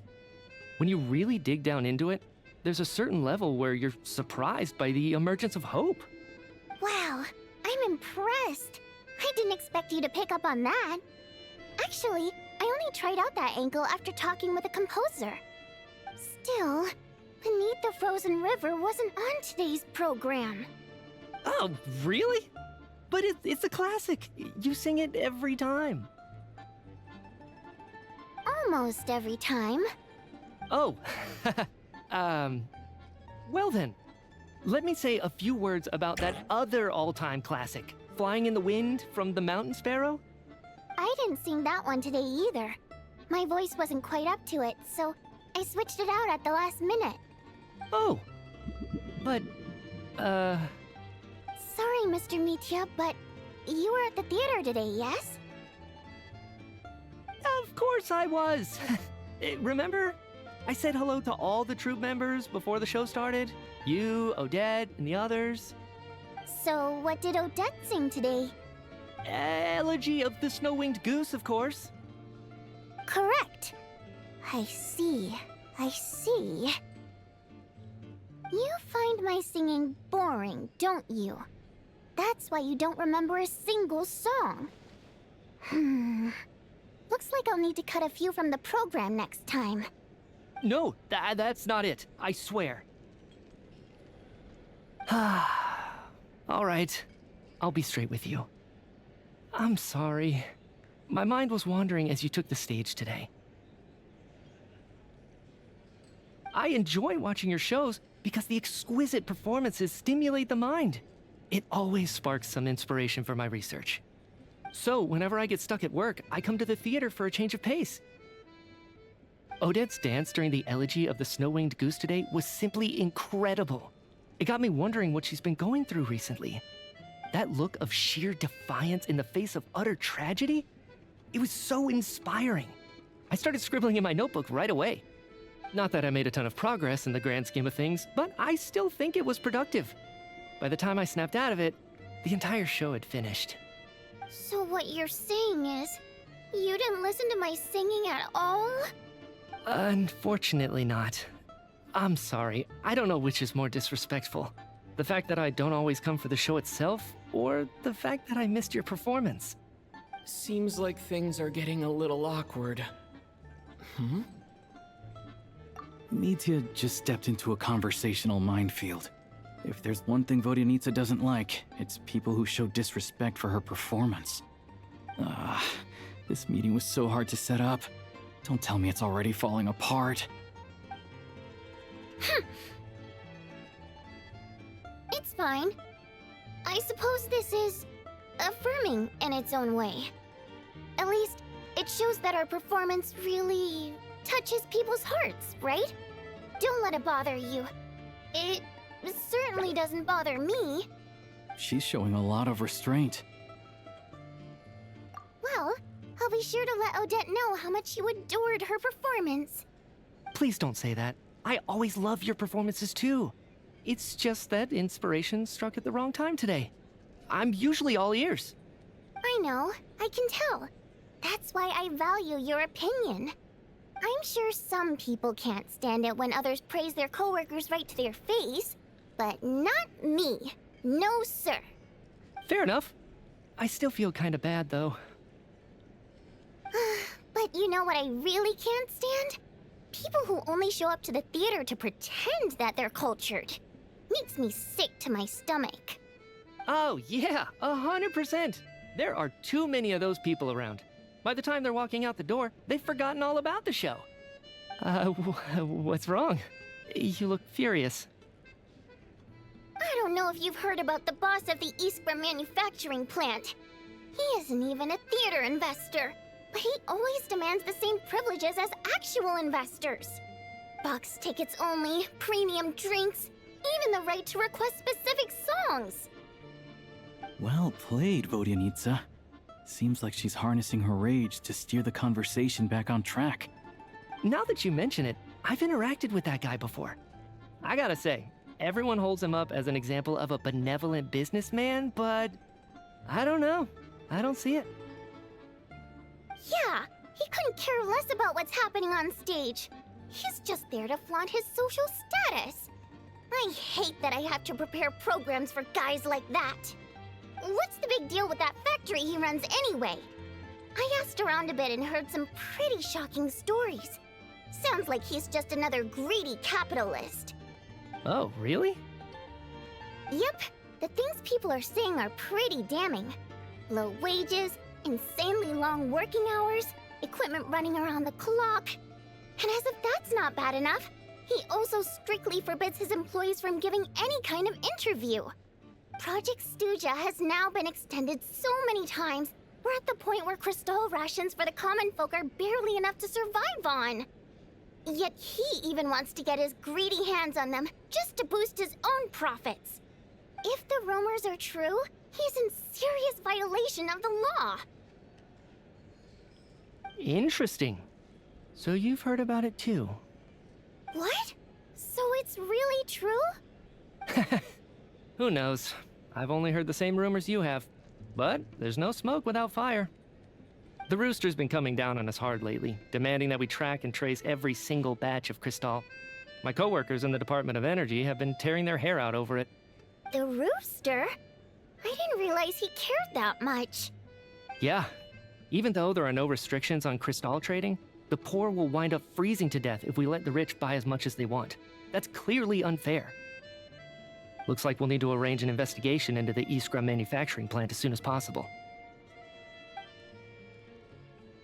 I never knew you kept up with current affairs beyond the theater, Miss Vodyanitsa.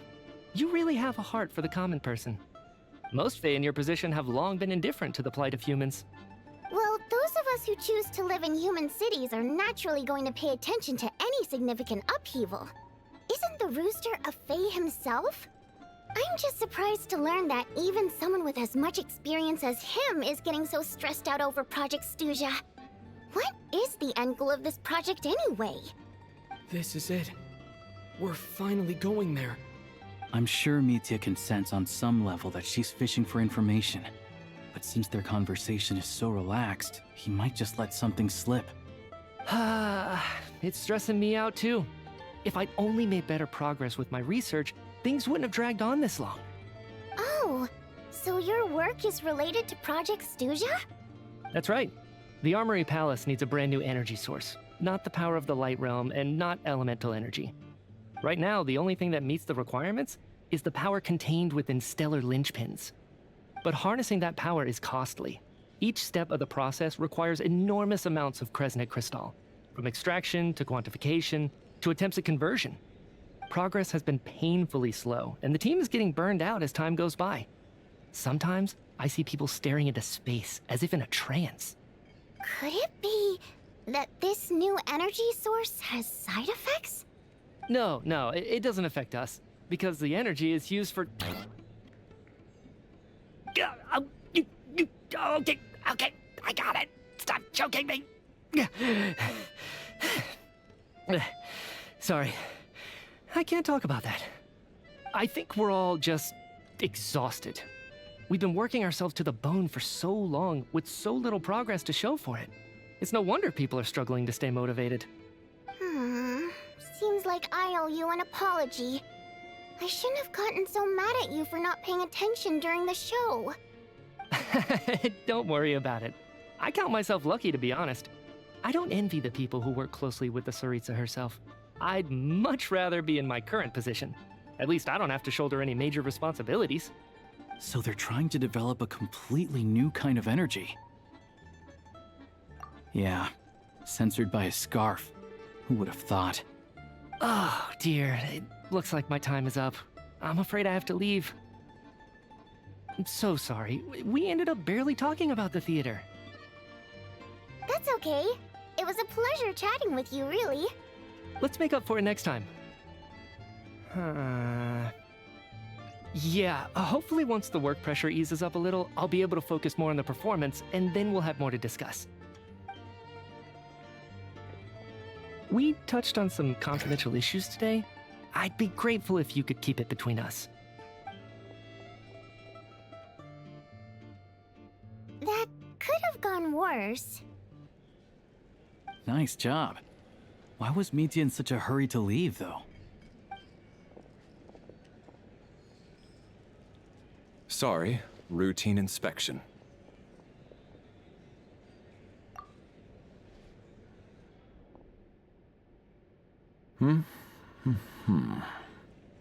Okay, let's go. So he wasn't rushing to get back to work.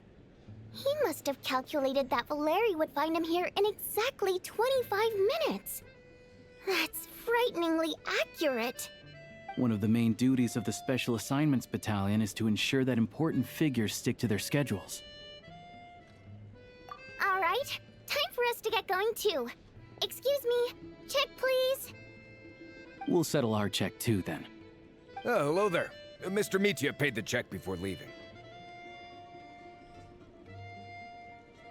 He also asked me to pass on a message. He said it was an honor to share his tea break with Miss Vodyanitsa and her two friends. Wait. So he knew we were here all along? This raises a lot of questions. Did he deliberately mention the new energy source so that we'd overhear it? Maybe his work isn't confidential after all. Maybe the key here is the purpose of this new energy. I guess that's the next thing to look into.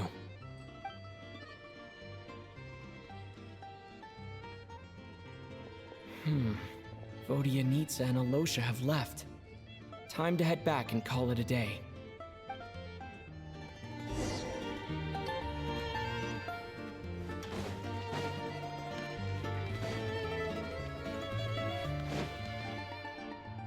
You're back! You're pretty early today. Paimon was just gonna mention that. After she woke up today, Paimon felt like her temperature was completely back to normal. But her strength still hasn't returned. Still, there's some good news. Paimon thinks she might have figured out the source of the problem. It's like there's some kind of mysterious power affecting Paimon.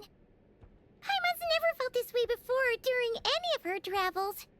She only started feeling this way since we arrived in Snezhnaya. That's right. The Armory Palace needs a brand new energy source. Could that have something to do with this? What is it? You're making that face again. You know, the one you get whenever you have a light bulb moment?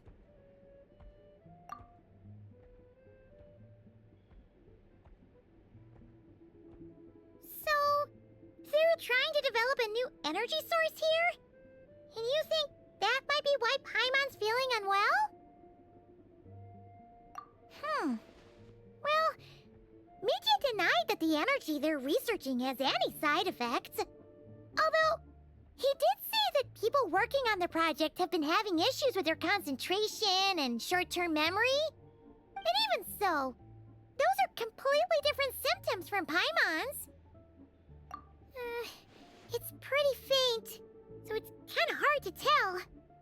But, if anything, it seems like it's coming from roughly the same direction as the Armory Palace. Sure, Paimon's with you there. But how, though? The robot only has a limited amount of intel. Oh, great point! Good idea! Oh yeah, while you were out, Paimon tried all the yummiest looking desserts in the Potvoria restaurant. This one seemed right up your alley. So, Paimon saved some for you. Come try it once you finish writing your letter.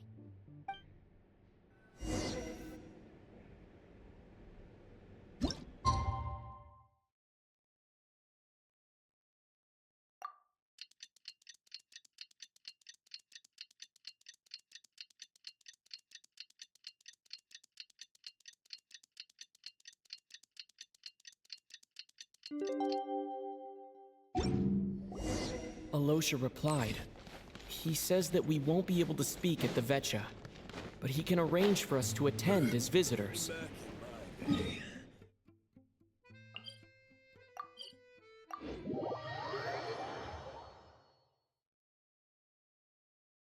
Time to get ready. Then head to the Snezhnagrad Vetcha.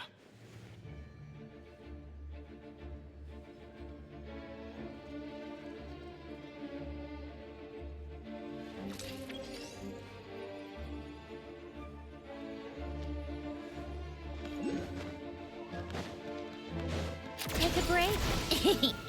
Pick up the pace.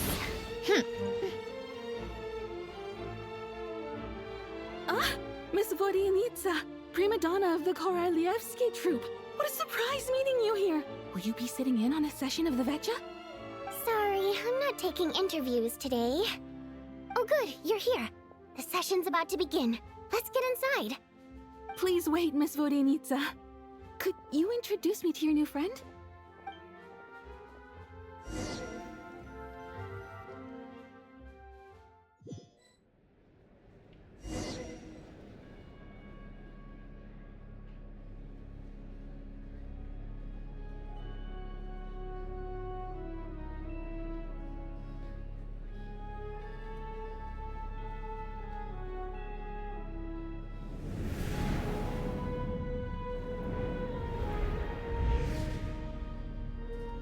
In summary, the energy management commitments made for the outgoing period have been delivered upon.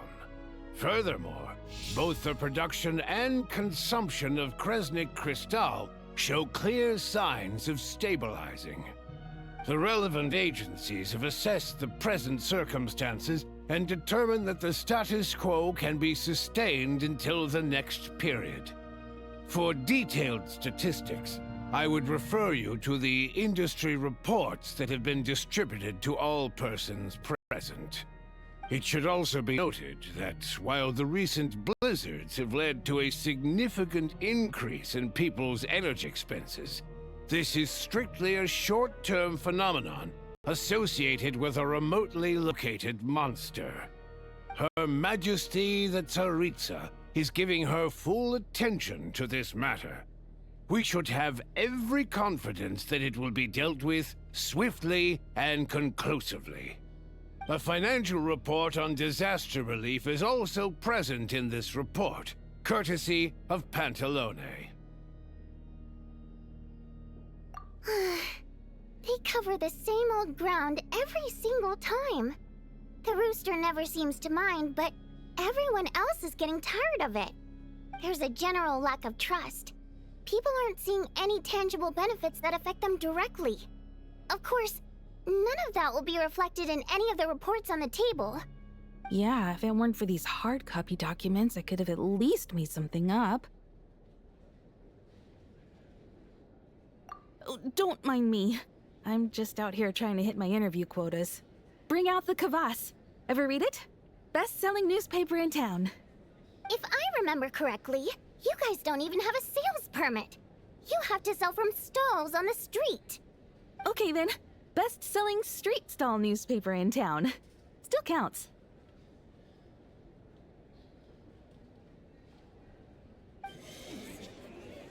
Order! We will now open the floor to the representatives. If there are no further substantive issues to discuss, we will then proceed to a vote on this motion. Snezhnaya has a long tradition of treating members of the Fatui armed forces and their dependents favorably. But recent surveys shows that Fatui families in remote areas have access to 15% less crystal than the average civilian family in Snezhnograd. It's been said many times before, but it bears repeating now. There needs to be a clear and consistent rationale behind how crystal is allocated, or we will soon face immense public backlash. Perhaps you wouldn't need to keep repeating yourself if you would hear me out for once. I say again, true consistency exists only in principle. In the real world, fairness is relative. You appear to treat resource allocation as a simple function of production and population. So what about when the equipment used in production breaks down? Have you factored that into your equation? And do you even know how long it's been since Snezhnaya last conducted a census? If I knew the answers to questions like that, I'm sure I'd be a very wealthy man. And I doubt I'd be going by child. I'd like to bring the focus back to the specific issue I raised. Or do you wish to deny that favorable treatment for Fatui dependents is our long-standing policy? It's easy to be a critic when there's no accountability. That seems to be a running theme in the anti-Project Stuja cohort. Defeat the ringleader and all other problems will magically resolve themselves. That's what they seem to think. But in case you aren't aware, not one jot in my report would change whether Project Stuja continues or not. So you have no intention whatsoever of finding a solution to this problem? On the contrary, I'm the only one here who ever brings solutions. Child opened by speaking up for the armed forces. Regrator struck back with style and a war of words ensued.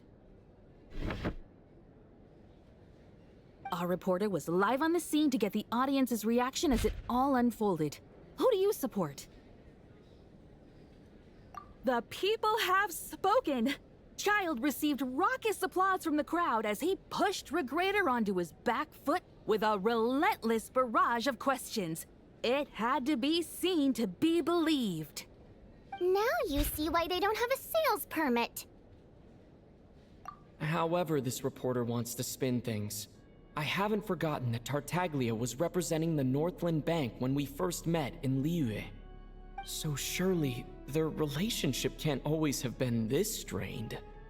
You two are getting off topic. Let's focus on what the data is saying. Mr. Pantalone, may I speak on your behalf? Oh, please do. I'm more than happy to save my breath. Crystal distribution policy undergoes modifications with each new period. The ultimate goal being to find the most reasonable method of allocation, which I believe is what Mr. Tartaglia also seeks. But I fear many may have been misled on this topic by extremist activists. To clarify, Project Stuja is not the root cause of the problem. It is merely a framework for resource distribution. The most recent reports all point to Snezhnaya's resilience and adaptability during this period of fine-tuning, and give clear indications that a distribution framework is improving with each iteration. To make drastic adjustments without first considering the risks would likely do more harm than good. It would be a waste of the hard-won experience we've gained to date.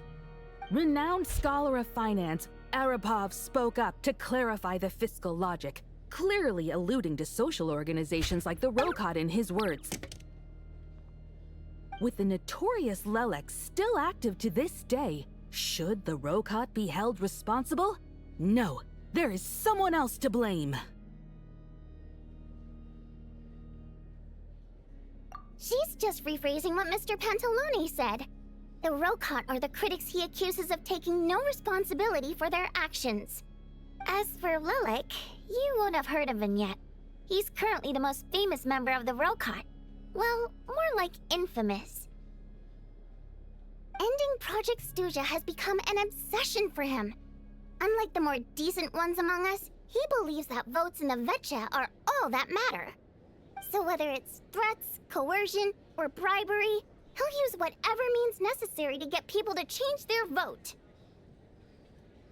And since we're already on the subject, what do you think of Lelek's methods? Are you for or against?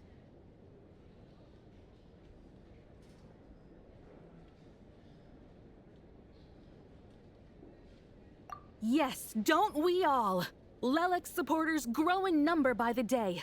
We stand with Lelek! At least someone here wants to take this discussion seriously. I've been considering that issue myself. What you really need is more precise regional data, right? I think it would be easiest to let the Fatui handle it, since they're already in charge of Crystal shipments anyway. We may as well get them to collect some data while they're at it. Whatever you need, you can ask the Fatui to look into it for you. In terms of supervision, I think the Druzhna would be a good fit. I had hoped to discuss this with Miss Vesna, but sadly, she's not present. I will be happy to take a note of your suggestions and present them to Commander Vesna for a decision upon her return. The Commander has always taken a keen interest in Project Stuja. However, given the Druzhna's demanding workload, I'm afraid it may prove difficult for them to provide any practical support. Let us refrain from jumping to conclusions until a concrete and actionable plan is in place. My apologies, Lord Rooster. There are numerous issues to address here, including manpower, time sensitivity, and reporting lines. Nevertheless, I support drafting a proposal. Follow the usual procedure, and it can be raised as a new motion for all parties to evaluate at the appropriate time. In that case, I'd like to share one thought before the proposal is drafted. The issue of time sensitivity was raised just now, which I presume relates to the official reports. In fact, the Energy Commission already collects regular statistics on each urban center and its surrounding area. Would these be of any use? That's a good idea. I read every issue of Svietlolaidovka's report, and although my equipment operation, the energy consumption statistics also yield a lot of insights. Be that as it may, does no one see an issue with using local data to determine Crystal quotas? In the long term, it seems like a very risky solution. Not if they are used purely for reference. So long as we have the report from the Northland Bank's headquarters to corroborate it, no one will be able to fool me. Very well, then. It appears that this arrangement is acceptable to all parties. Yeah, sounds good to me. The members reached a provisional consensus on the issue of improving treatment for Fatui soldiers.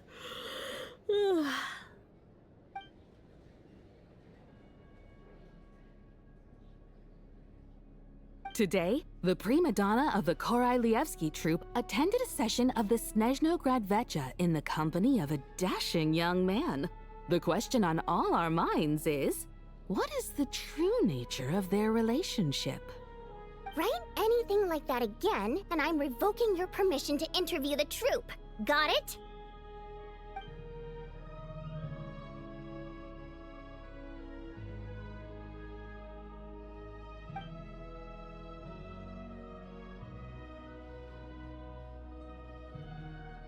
Now then, if there are no further contributions from those present, we shall proceed to the final vote.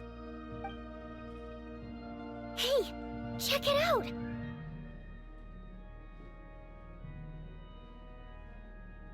What made him vote against? Why now?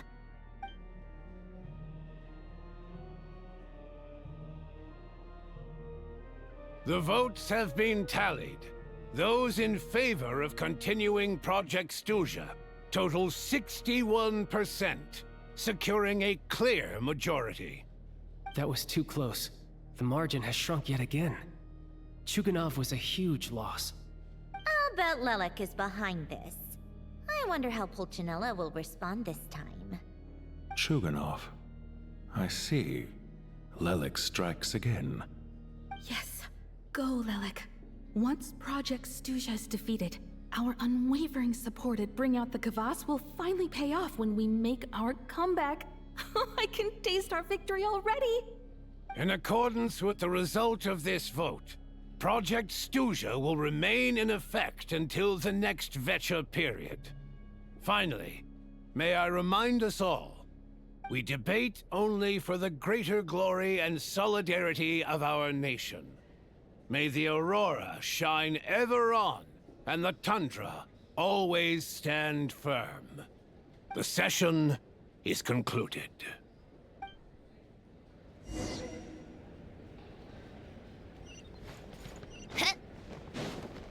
I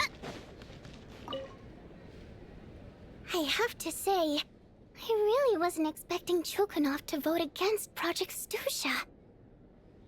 Well, in principle, Snezhnaya's business and political elites ought to be the ones least likely to oppose it.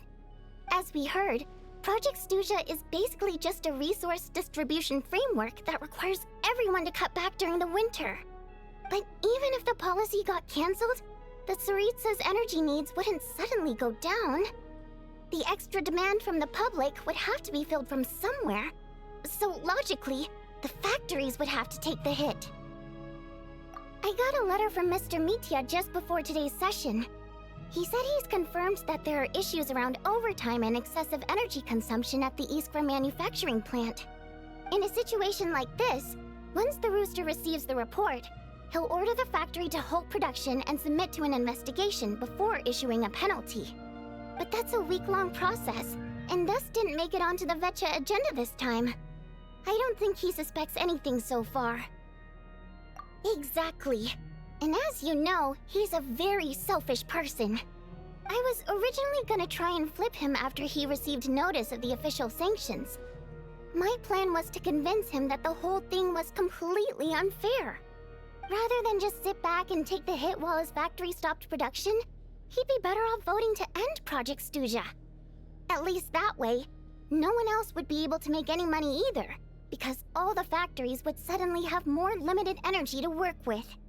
But now, he's already voted against it, which means someone must have used more forceful means to change his vote, just like with everyone else who flipped.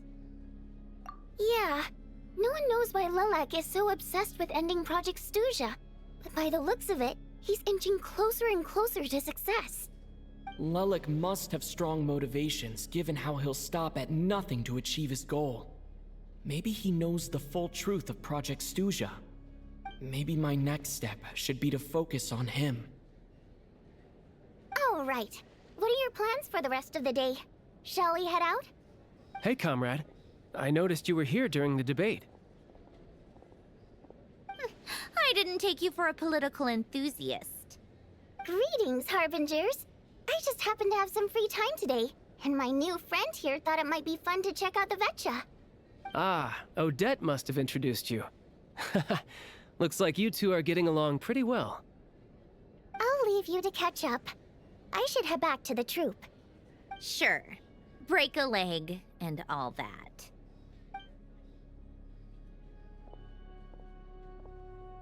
Thought it might be fun to check out the Vetcha, did you? Things are never that simple with you, Traveler. There's no way you're here for kicks and giggles. Tell me I'm wrong. Oh, yeah. To some, he's a captivating enigma. To others, he's the bane of their existence. No one ever thought that some anonymous nobody from the Rokot could cause such a stir.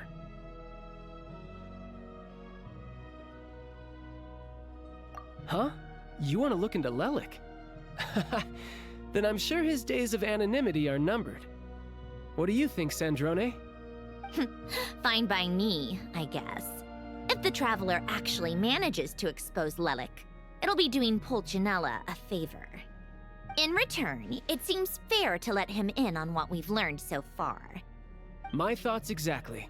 Sharing is caring, after all. Head back to Glupov and grab the files on Lelik. It's easier to just pull the records than go through the rigmarole of getting the Traveler a visitor's permit. As you command, child, sir. In that case, since we're going to be waiting anyway, I'll have someone brew a pot of black tea.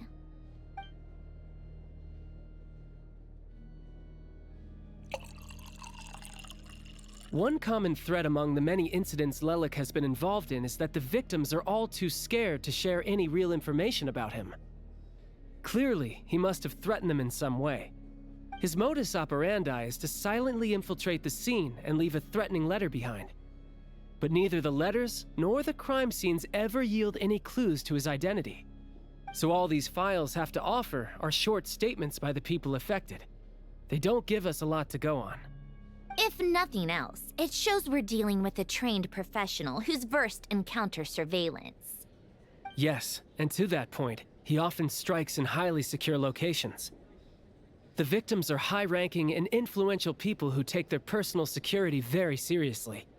Somehow, Lelik slips right into their rooms without making a sound.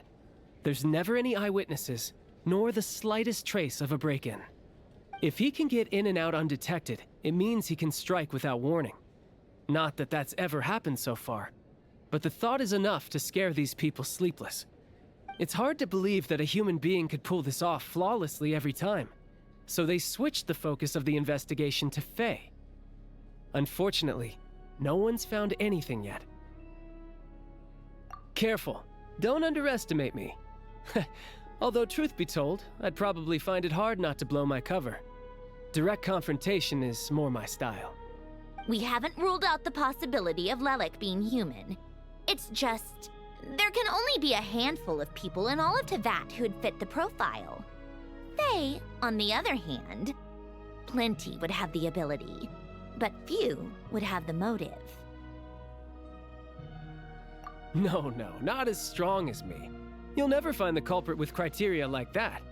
Let's go with a little weaker than me. Oh, you hit me right where it hurts. I'll admit, he's strong and meticulous. But can we at least limit this to candidates who have something to do with Snezhnaya? He's just trying to find a reference point. Stop getting fixated on who's stronger than who. But that's the most important thing. In my opinion, anyway.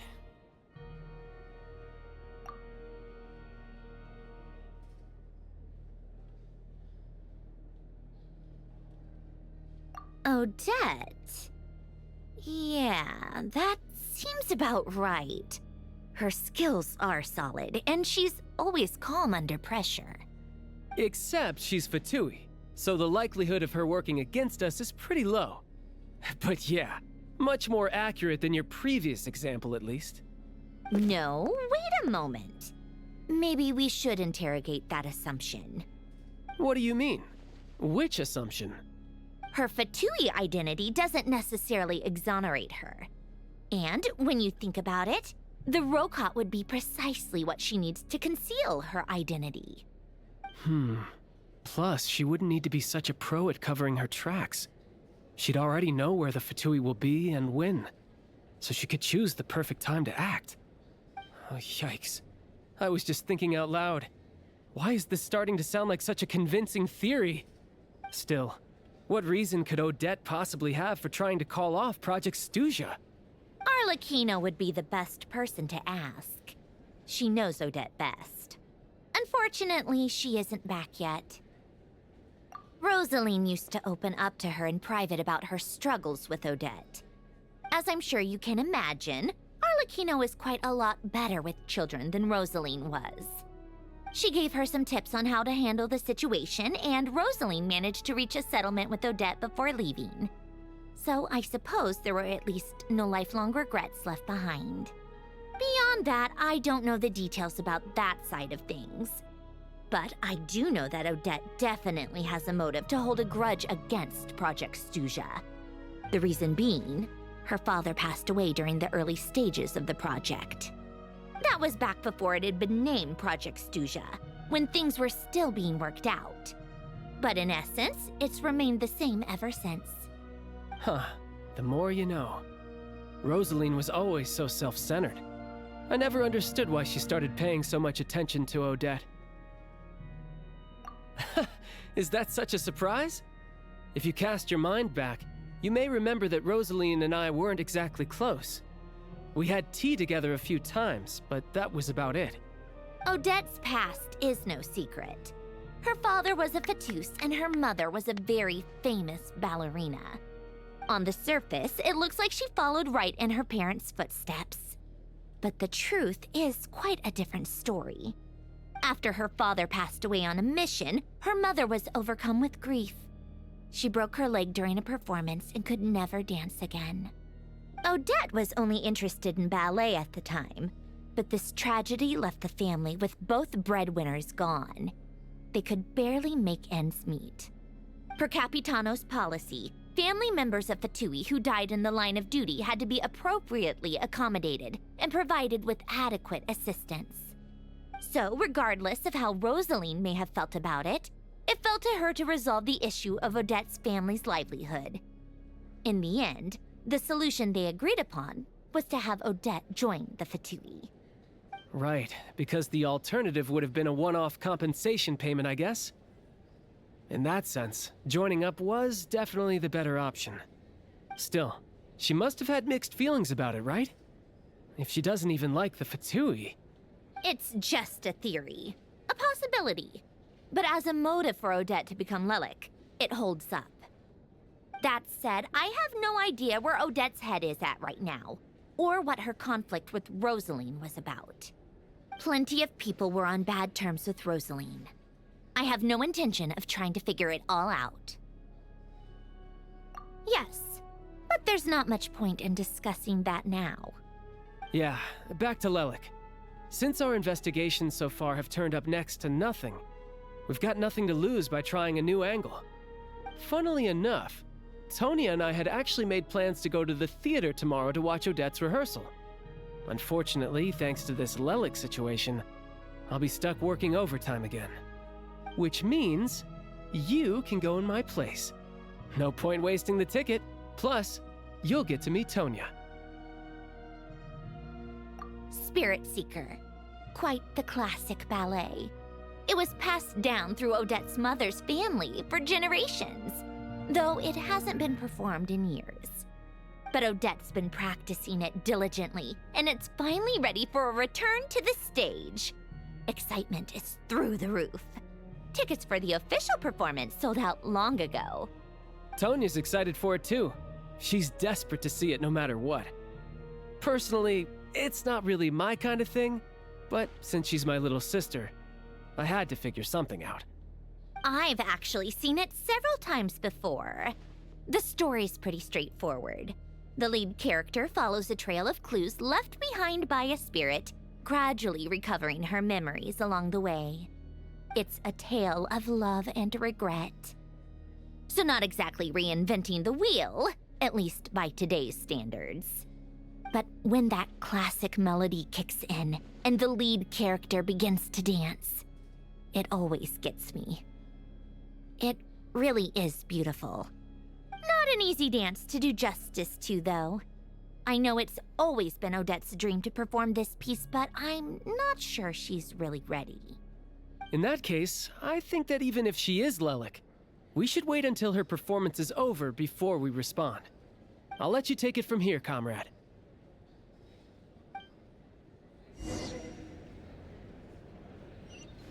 Come on, keep up.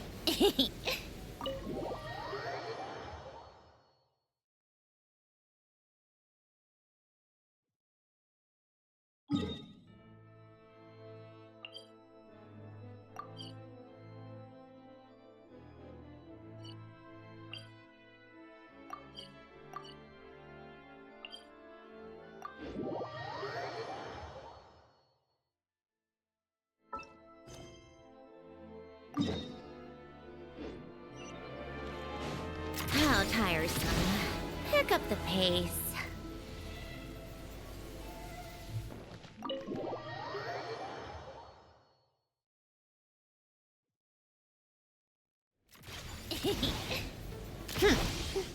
Pick up the pace.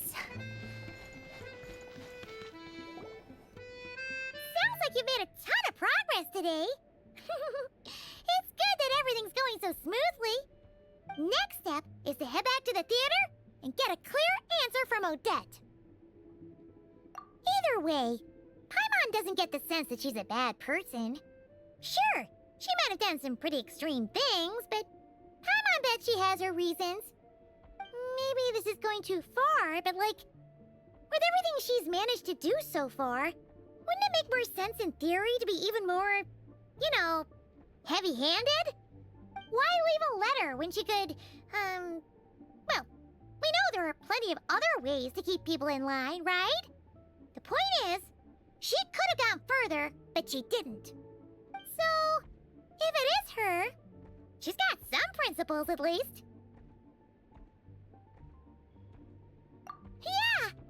Well, all you can do is follow the facts wherever they lead. No change, really. But that thing Paimon told you about yesterday? Paimon feels like she can sense it more clearly now. Hearing you talk about your day makes Paimon itch for an adventure.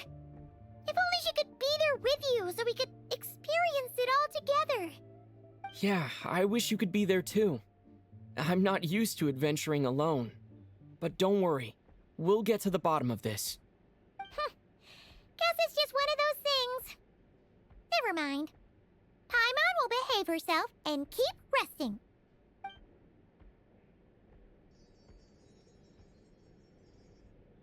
If Odette is Lelik, she may well have inside information on Project Stuja. Her father was involved with the project's early implementation and tragically died in the process. Now, she's dedicated herself to bringing it to an end. It's hard to imagine she could have gotten this far without knowing anything at all about the Tsaritsa's true intentions.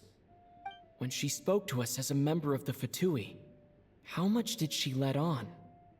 And how much was she hiding? Only time will tell. Maybe tomorrow, everything will be answered. Hey look! It's snowing! Could be a tough day ahead. Make sure you wrap up warm tomorrow.